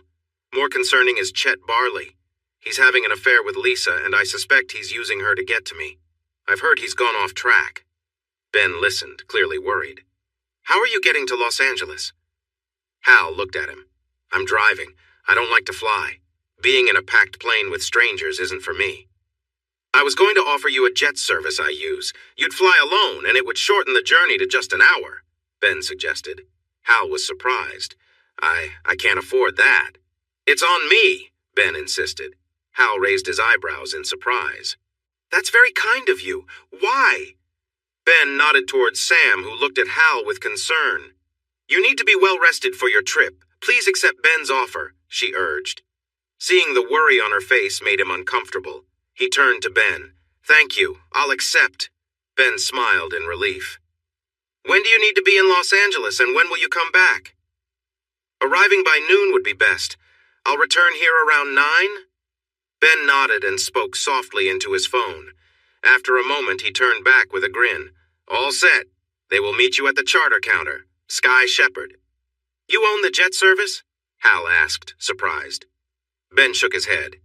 No, it's just a way to attract clients using my name. Dinner was served, and the talk shifted to lighter topics like travel, music, and Hal bragging about Sam's singing, which brought smiles and laughter from her. When Sam asked Ben about being famous, he admitted he found it difficult and mostly tried to ignore it. His passion was engineering, and he enjoyed solving puzzles. They changed the topic away from Hal's real job. Just before dessert, another couple joined them. The man, Dan Bishop, was a former military member, and like Ben, he was very interested in engineering. He was also at the conference. His wife, Willow, was very beautiful, and Hal quickly noticed she was similar to Sam. She had probably faced unwanted attention throughout her life, too. He felt a thought creeping in and tried to push it away with a small frown. He noticed Dan watching him and gave a slight nod while holding Sam's hand. Dan was clearly protective of Willow, but he acknowledged Hal's gesture as a sign of friendship. After dinner, Ben convinced Evelyn to come down and join them. They didn't drink anything stronger than coffee, tea, or spring water, but they found a small bar where people could sing on stage like a karaoke show. After some encouragement, they got Sam to go up and sing for them. She started a bit nervously, but soon found her rhythm and ended with a powerful performance, bringing the audience to their feet. They kept her on stage for one more song, and when she returned to their table, she hugged Hal joyfully. "I think you found your talent," Ben told Sam with a big smile. "She loves to sing, and she's amazing," Hal said proudly, receiving a hug and a kiss on the cheek from her. As the hour grew late, they all parted ways with plans to meet for breakfast the next morning. Willow and Sam hugged, feeling a strong connection after their brief time together. Hal let Sam into their room, and she immediately went to the window to take in the view. "Thank you so much for bringing me here, Hal," she sighed while gazing at the lights below. "When I get home, I need to thank Eve for making me give you a ride to Erie," Hal chuckled. Sam turned to him, looking a little sad. "Can we not talk about going home? That place never made me feel as happy as this does." He nodded. "I'm sorry. I didn't think about that. You're right. Aside from that brief moment when we faced some trouble, being here has been really great." Sam laughed softly at his attempt to cheer her up. She stepped closer and put her hands on his shoulders, resting against him. He looked down, then raised an eyebrow at her, which made her laugh again. She pressed a little harder. "I want to show you how much I appreciate you keeping me safe from the bad guys," she said with a cute pout. "I want that too, but it has to wait until tomorrow night," he replied with a sigh. "Can I kiss you?" He leaned forward, and their lips met in a soft kiss. He lost himself in the moment. When she pulled back, she saw his dreamy expression and smiled happily, knowing he felt as good as she did. Hal felt a rush of pleasure, but knew he had to stop before it got too intense. He wanted to face Lisa tomorrow, hoping he hadn't crossed any major boundaries. He had kissed Sam, and those kisses were meaningful. But then, his thoughts turned to Lisa's past interactions with other men, and he felt a mix of jealousy and hurt. He knew Lisa seemed to push him, trying to provoke a reaction he struggled to control. Her need to have power over him felt overwhelming. He didn't want to feel that way anymore, but he also longed for some happiness in his life. Now that he had felt it, he wanted more. Gentle hands touched his face, and he was surprised to find wetness there. Was he crying? When he looked, he met Sam's kind eyes. "There you are. You seemed lost in thought. Were those sad thoughts?" she asked. He loved the feel of her hands on his face. "No, these are tears of happiness. Finally, I feel happy after so long." She made a soft sound, and then her lips were on his again. He kissed her gently, savoring the moment. When they pulled apart, he wrapped his arms around her. When he let her go, she smiled at him, her cheeks glowing. He led her to the bathroom, and they brushed their teeth together. After that, he changed into his shorts while she continued getting ready. He promised to help her with her hair in the morning. He glanced at the large bed in the room and noticed that the sofa could open up into a bed too. He tried it out and found it to be quite comfortable. As he started to put away his clothes, Sam came out of the bathroom. "Could you stay with me until I fall asleep?" she asked. Hal saw she was wearing his blackish shirt again. He glanced at his laundry and she smiled back at him. He let out a little laugh. She noticed the sofa bed was open and looked at him with hope. "Just for a little bit?" He smiled and nodded, making her face light up with happiness. She hurried to the bed and got under the covers. He lay on top while she cuddled up against his side, resting her arm on his chest. He felt a sense of calm wash over him as he ran his fingers through her hair, and she smiled contentedly. Feeling relaxed, he reached over to turn off the light, leaving a soft glow from the bathroom. He settled closer to her. This was contentment. Hal enjoyed it and wanted more moments like this. In the soft light from the next room, he saw Sam looking at him. She smiled, and warmth spread through his chest. He was amazed that her feelings were so clear to him. Normally, he missed small signs, but her emotions were easy to read. Her eyes sparkled with happiness just being near him. For the first time, he felt that he didn't have to prove anything for her to want him. She accepted him without judging the past he carried. She was snug against him, and he could sense her excitement. It felt right to lean closer and share a gentle kiss before resting. Their eyes met, and he saw hope in hers.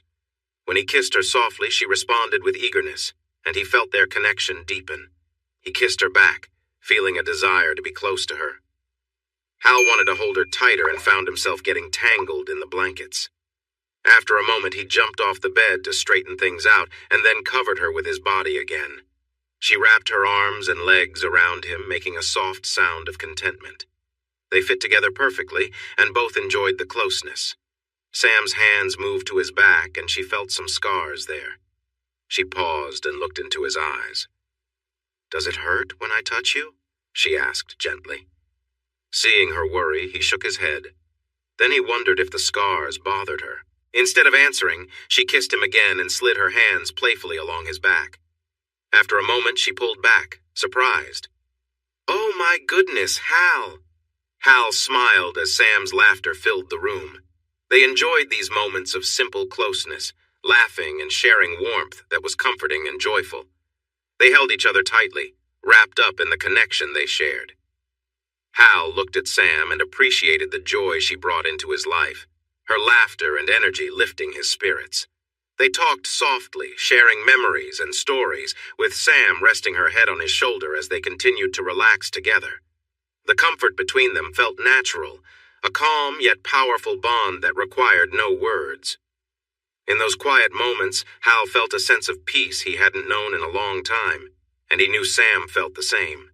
As they lay close, their connection deepened, not through words but through shared comfort and gentle embraces. Moments like these reminded Hal of the strength and trust that had grown between them, giving him a renewed sense of belonging. The evening passed in this calm, easy silence, both of them content, feeling more understood and connected than ever before. They drifted into sleep side by side as the night settled around them, peaceful and steady. It felt great for him, but Sam was starting to struggle to respond. Since she wasn't pushing him away, he picked up the pace and each moment felt even better. "Sam, you feel amazing!" he said between breaths. She seemed unable to speak and just held on to him tightly. He thought she was getting closer to something special, shaking slightly with each movement. He felt himself nearing his limit. She was holding him tighter, and he was moving faster. "Sam, I'm almost there.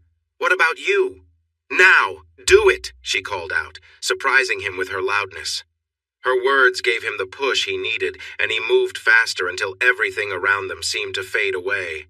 "Oh, wow, Sam!"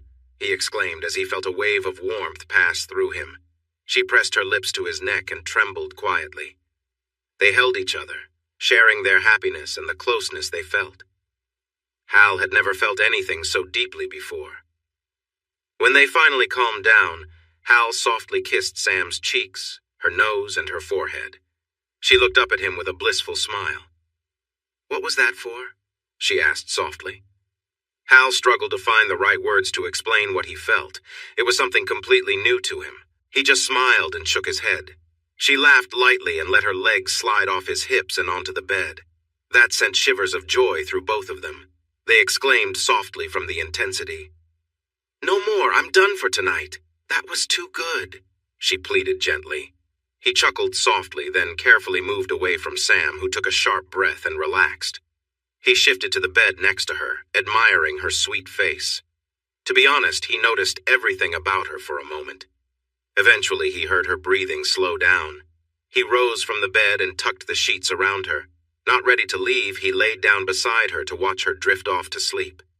Now that he could think clearly, he felt guilty. He had crossed a line while still married. Could he really say he was better than his ex-wife? He thought about it for a while until he realized one key difference. It was important. He shared a deep bond with Sam, while his ex, Lisa, saw men only as tools for her own needs. They meant nothing to her, but then again, he meant nothing to her too. Hal sat in a cozy chair in the lobby of the hotel where Lisa was staying, just up the street from the Los Angeles Convention Center. It was a very comfortable spot, and he didn't feel like moving from it. He felt utterly exhausted. After arriving hours ago, he had checked the neighborhood, scouting any potential places where Chet might be hiding, but found no signs of him. He hadn't expected to see any, though. Next, he slipped into Lisa's room, inspecting it carefully for any clues that Chet had been there. There was nothing.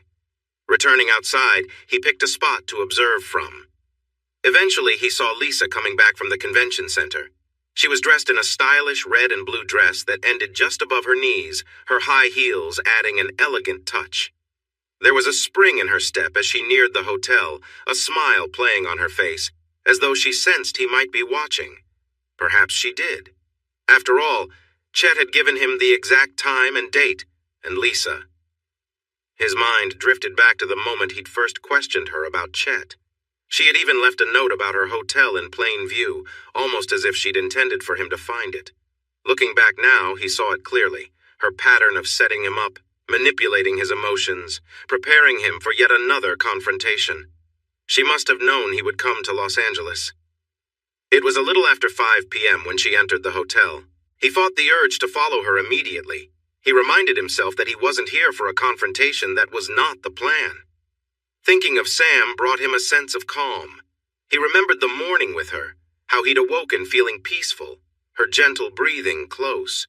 He'd slept soundly in her arms, something he hadn't done in years without feeling anxious or reactive. This moment of closeness felt like a risk that, at least this time, had worked. They had shared breakfast with friends, and Sam had kissed him goodbye before he left for the airport. There was hope in her eyes as she said goodbye, and he carried that with him. After letting Lisa pass by and enter the hotel, he waited in the lobby, keeping an eye out for any sign of Chet. The clock struck 6 p.m., and still, there was no sign of him. At 6:15, he took the elevator up to her floor, slipping quietly into her room. The moment he entered, he was hit by the sharp smell of blood. He moved cautiously, gun in hand, until he saw the bed. It was clear Chet had already been here. Lisa lay still, her face pale. The scene before him was hard to process, a grim reminder of violence. Hal's mind recoiled, and the calm mask he wore settled in place as he took in the scene, his thoughts steadying as he noted the details before him. The scene was chaotic, with blood marking the sheets, carpet, walls, and even the ceiling. The intensity of the attack made it clear that Chet had acted in a blind rage, a contrast to Hal's controlled approach.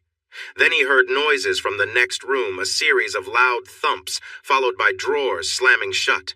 Someone was venting their anger. Realization dawned on Hal. Chet wasn't absent. He was already here, in the next room. Hal knelt beside his wife, gently closing her eyes. "I'm sorry I couldn't be what you needed, Lisa," he whispered softly. He stood and let his focus shift, releasing his inner resolve. He took in the scent of the room, his senses alert as he moved to leave. Noticing the connecting door between the rooms, he thought it might be unlocked. Quietly, he slid the door open and stepped into the next room, glancing left. Chet reacted with startling speed, lifting a weapon and firing as Hal managed 2 quick shots of his own. The impact hit Hal hard, pushing him down the hallway until he struck the door and his gun fell from his hand. Gasping for breath, he slumped to the floor, struggling to pull in air. He couldn't see Chet, who had dropped behind the bed, but he could hear him. "Damn, old man, you're pretty quick for your age." Hal tried to catch his breath, managing to ask, "Lisa?" Yeah, Chet muttered. "Didn't mean for it to get that far, but she really got on my nerves." "Why?" Hal rasped, barely able to speak. Chet scoffed. "Can't figure it out? How'd you end up on top anyway? She was just bait, but you were late. She started freaking out. Guess she thought she had you wrapped around her finger." Hal's breathing steadied slightly, enough for him to press on, though his patience was wearing thin. "Why all this?" he asked between breaths. "Why? It's simple," Chet sneered. "I broke into the records office to see the agent rankings. Turns out I'm rated above everyone except you, and I don't settle for number 2. Chet emerged, though stumbling, holding his gun with a strained grip, his left shoulder injured and his face marked by a deep graze. Grimacing, he braced himself against the TV stand, his glare fixed on Hal, ready to finish what he had started. It threw him off balance. He smiled widely when he saw Hal leaning against the door. Hal's arms were at his sides, hands on the floor, and his gun was out of reach. He chuckled softly to himself. Chet moved a bit unsteadily toward Hal. He tried to aim his gun at Hal's head, but his arm shook as he pulled the trigger. A piece of the door exploded near Hal, who quickly leaned to one side. Hal then raised his other arm with a second gun and shot Chet in the knees. Chet fell forward with a loud shout. Hal quickly used his knife on Chet, watching surprise spread across the younger man's face. Chet struggled to fight back, but Hal took the gun from him. Hal finally took a deep breath but felt sharp pain in his chest. He likely had some broken ribs. He pushed Chet's body aside and looked down at him. He felt a dark urge rise within him. He locked eyes with Chet and pulled his knife to finish the job. Hal felt a sense of relief as fear vanished from Chet's eyes. He wiped the knife clean on Chet's shirt. Carefully getting to his feet, he pulled out his phone and called his contact. "Report." "I found Chet," Hal said, breathing heavily. "He's dead," the man replied.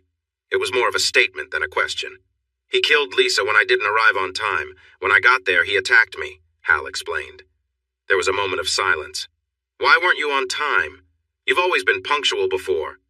The man sounded a bit worried. He didn't like changes in Hal's behavior. "I was on time, just not when she expected. I didn't come to confront her. I was there to tell her I wanted a divorce. I didn't think he would hurt her. She was just a way to get to me. He wasn't like me." Hal felt dizzy and struggled to catch his breath. He mentioned the hotel name, the floor, and the room numbers, then hung up. He moved down the hall and picked up his other gun. He reloaded both guns and tucked them into hidden pockets in his pants. Then he checked Chet's luggage and grabbed a shirt and hoodie. He took off his torn shirt and the 2 vests he had been wearing. Though they had kept him safe, he still felt bruised. The shirt was a bit large on him, and the hoodie was bulky, but at least he was no longer covered in blood. He left the room and headed for the lobby. As he rode the elevator down, he struggled to breathe more and more. He was in trouble. As he walked through the lobby, his mind was filled with the bright smile of a lovely woman. He wished he could see that smile just one more time. That's when his handler found him, sitting in a soft chair, struggling to breathe. Sam hurried through the hospital halls. She felt very anxious. She could only focus on what was ahead of her, and all she could hear was the loud thump of her heart. When Hal missed his flight, the pilot called Ben to ask if he should wait. That started a flurry of activity. Hal had been shot. That was all Sergeant Kilcade could get out of Hal's close friend. When she heard the news, the sergeant called in resources to find out which hospital Hal had been taken to. They said their goodbyes to Dan and Willow, and then Ben arranged a private jet to take them from Las Vegas to Los Angeles. She was amazed at his kindness, but his 2 bodyguards told her that Ben promised to take care of her until Hal was back. He was serious about keeping his promises. They had a police escort to the hospital, which Ben also couldn't explain, but she was thankful. They met the friend on the phone named Carl, who told them Hal was still in surgery. Hal had been wearing a vest, so the bullet hadn't gone through, but it was a big gun. It broke some ribs, and pieces punctured his lungs. His condition was critical. That morning, she woke up in the waiting room leaning against Ben's shoulder. He gently woke her to say someone had finally come to tell them Hal was moved to a recovery room during the night. He gave her the room number and floor, and she hurried to find him. When she reached the room, she rushed inside and saw Hal resting against some pillows.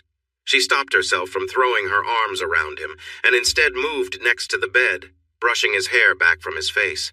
He had a tube providing air to him. Her touch must have stirred him, as his eyes slowly opened. She remembered his rule. "Hal, it's Sam.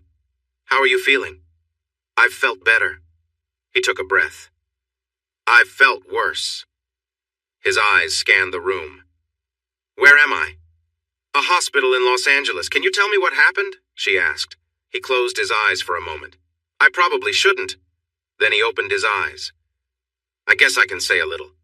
The man my wife chose to be with hurt her. He's the one who shot me." Sam covered her mouth in shock. A mix of horror and relief washed over her. Then she felt bad for feeling relieved.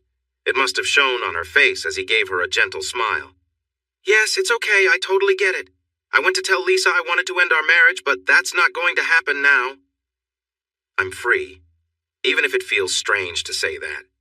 I'm sad she's gone, and I feel awful about how it happened, but it was out of my hands. Realizing this makes me see my entire marriage in a new light. She didn't love me. She loved the way she could control me and the chaos inside my mind. She wanted to be in charge of that. I'm sorry, Sam said softly. He shook his head a bit. You've been honest with me, and that means a lot. I keep so many secrets to protect others. But you bring me happiness. I never thought I could feel this way. I don't deserve it, but I value it, and you. Sam's eyes were shining with unshed tears. Those aren't sad tears, right? He asked with concern. No, you silly man. I'm just so happy, too, she exclaimed. Then why aren't you kissing me? She laughed and leaned in to kiss him, gently holding his face. In the hallway, Ben peeked in once, and then looked away. He noticed the small man beside him. He met his eyes. You're taking over their protection duty until things settle with her ex, right? Carl nodded. Good. I need to say my goodbyes. He knocked on the doorframe and entered with a smile. Hi, I don't mean to interrupt. I'm heading back to my own life, and I wanted to wish you goodbye and good luck, he said with a smile. Sam turned and hugged him tightly, which he returned. Then he shook Hal's hand. You two take care of yourselves and each other, okay? Thank you for keeping Sam safe, Hal said. Ben smiled. It was my pleasure. Get well soon. With a final wave, the big man left to join his trio of ladies in the hallway before heading home. Carl came in, frowning at the man in the bed. You gave us quite a scare. Hal shrugged, a little smile forming. The doctor says you can leave in a week. You've had enough travel.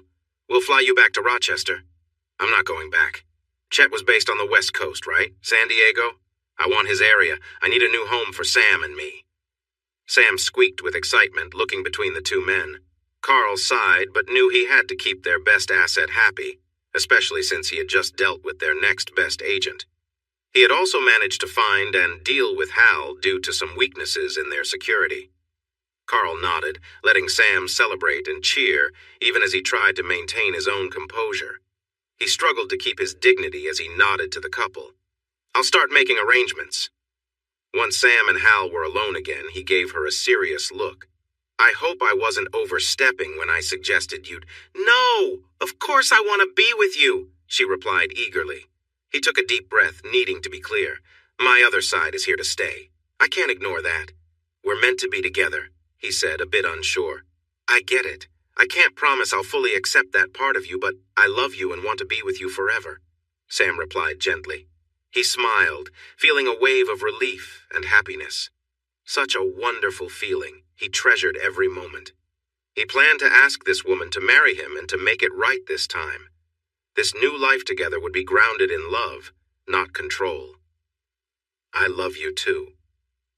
Hal watched Sam's bright smile light up her face, and he felt the true joy fill his heart again. He would do anything to keep that smile there. That was his new mission. Frank Capello checked into his hotel room in Positano, Italy. He was a big man, but getting here had worn him out. He tossed his suitcase onto the bed. Everything he owned was in that one small case. Weary, he walked to the double doors leading to the balcony and leaned on the railing, taking in the beauty of the village below. A gentle breeze cooled his face. His mind was still reeling from how fast his situation had turned. Just 6 weeks ago, he was a top figure in a shady business in the U.S. and Mexico. Now, he had little more than the cash in his suitcase. $1.5 million was not enough to restart his old operation. He blamed it all on that person from back home. He had to rely on many contacts to get away from the trouble his business had landed him in. When the authorities stopped the ship he used and rescued the people he was meant to work with, they began looking for him. He had no choice but to leave everything and flee the country. Now, he would have to start fresh. He still had a few old contacts who wouldn't try to harm him, so once he set up a new operation with their help, he could begin earning money again.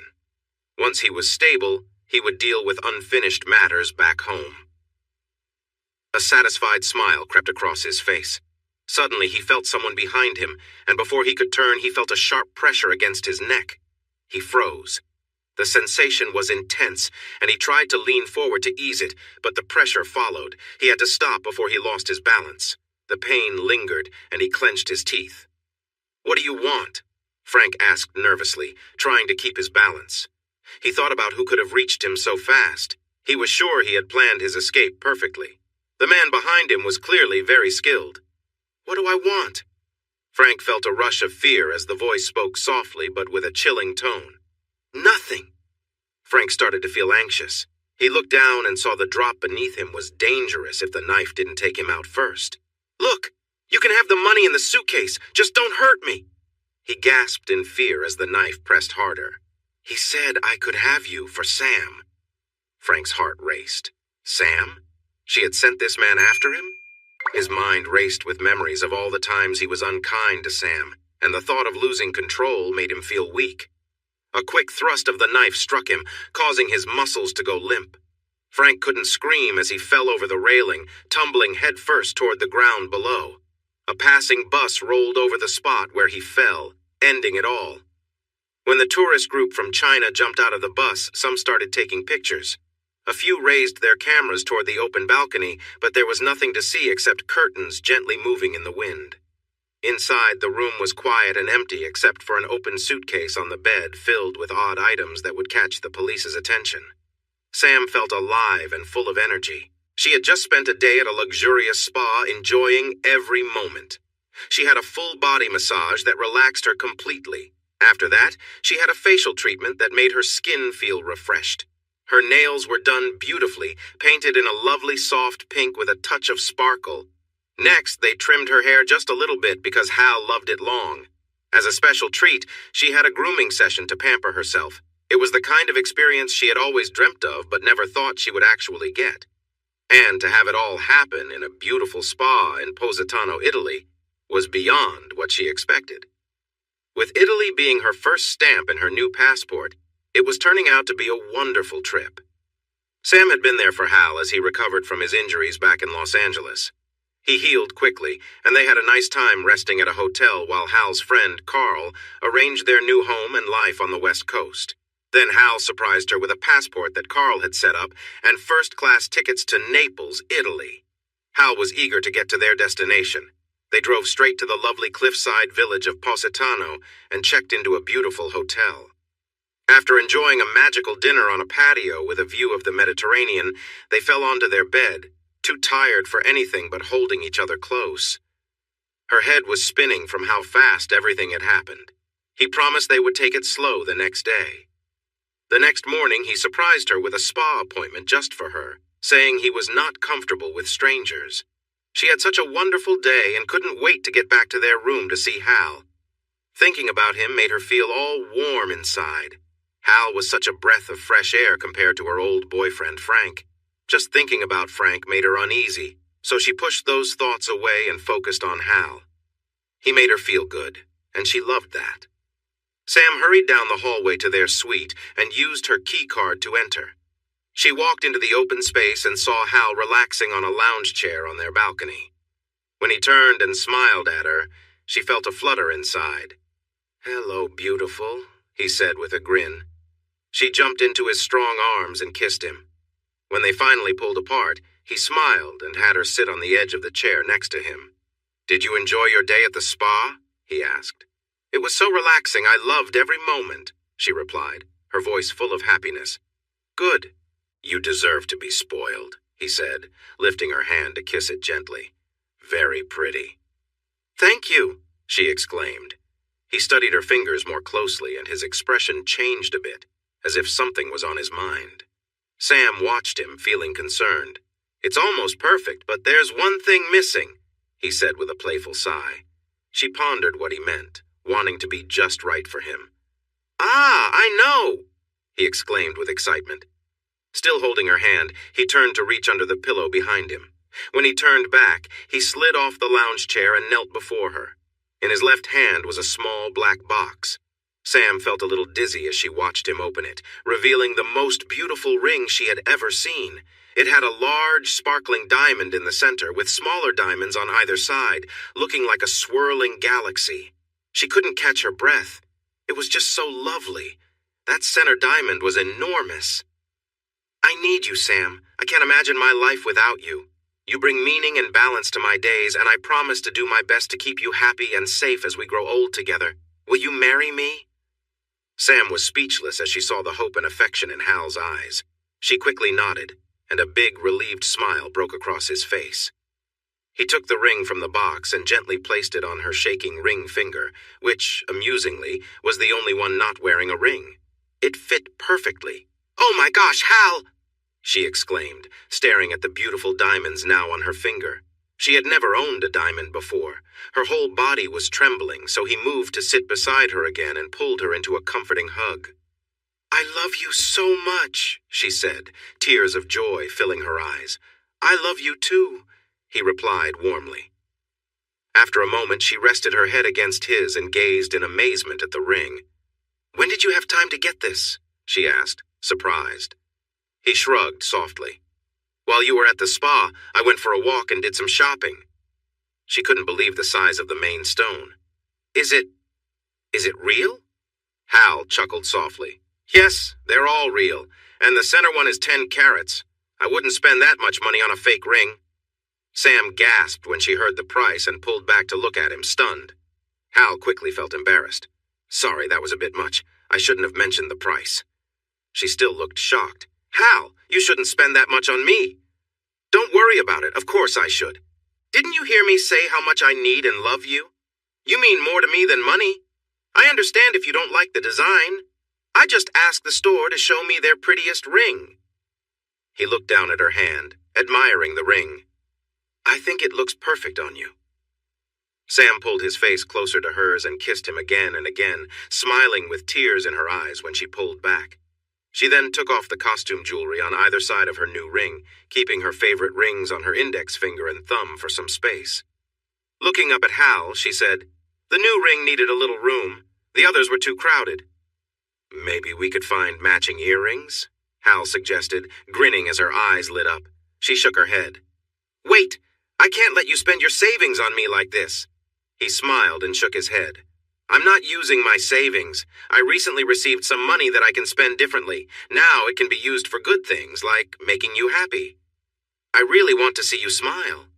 She playfully pushed him back onto the lounge chair and stretched over him. "You silly man. You don't need to spend money to make me happy.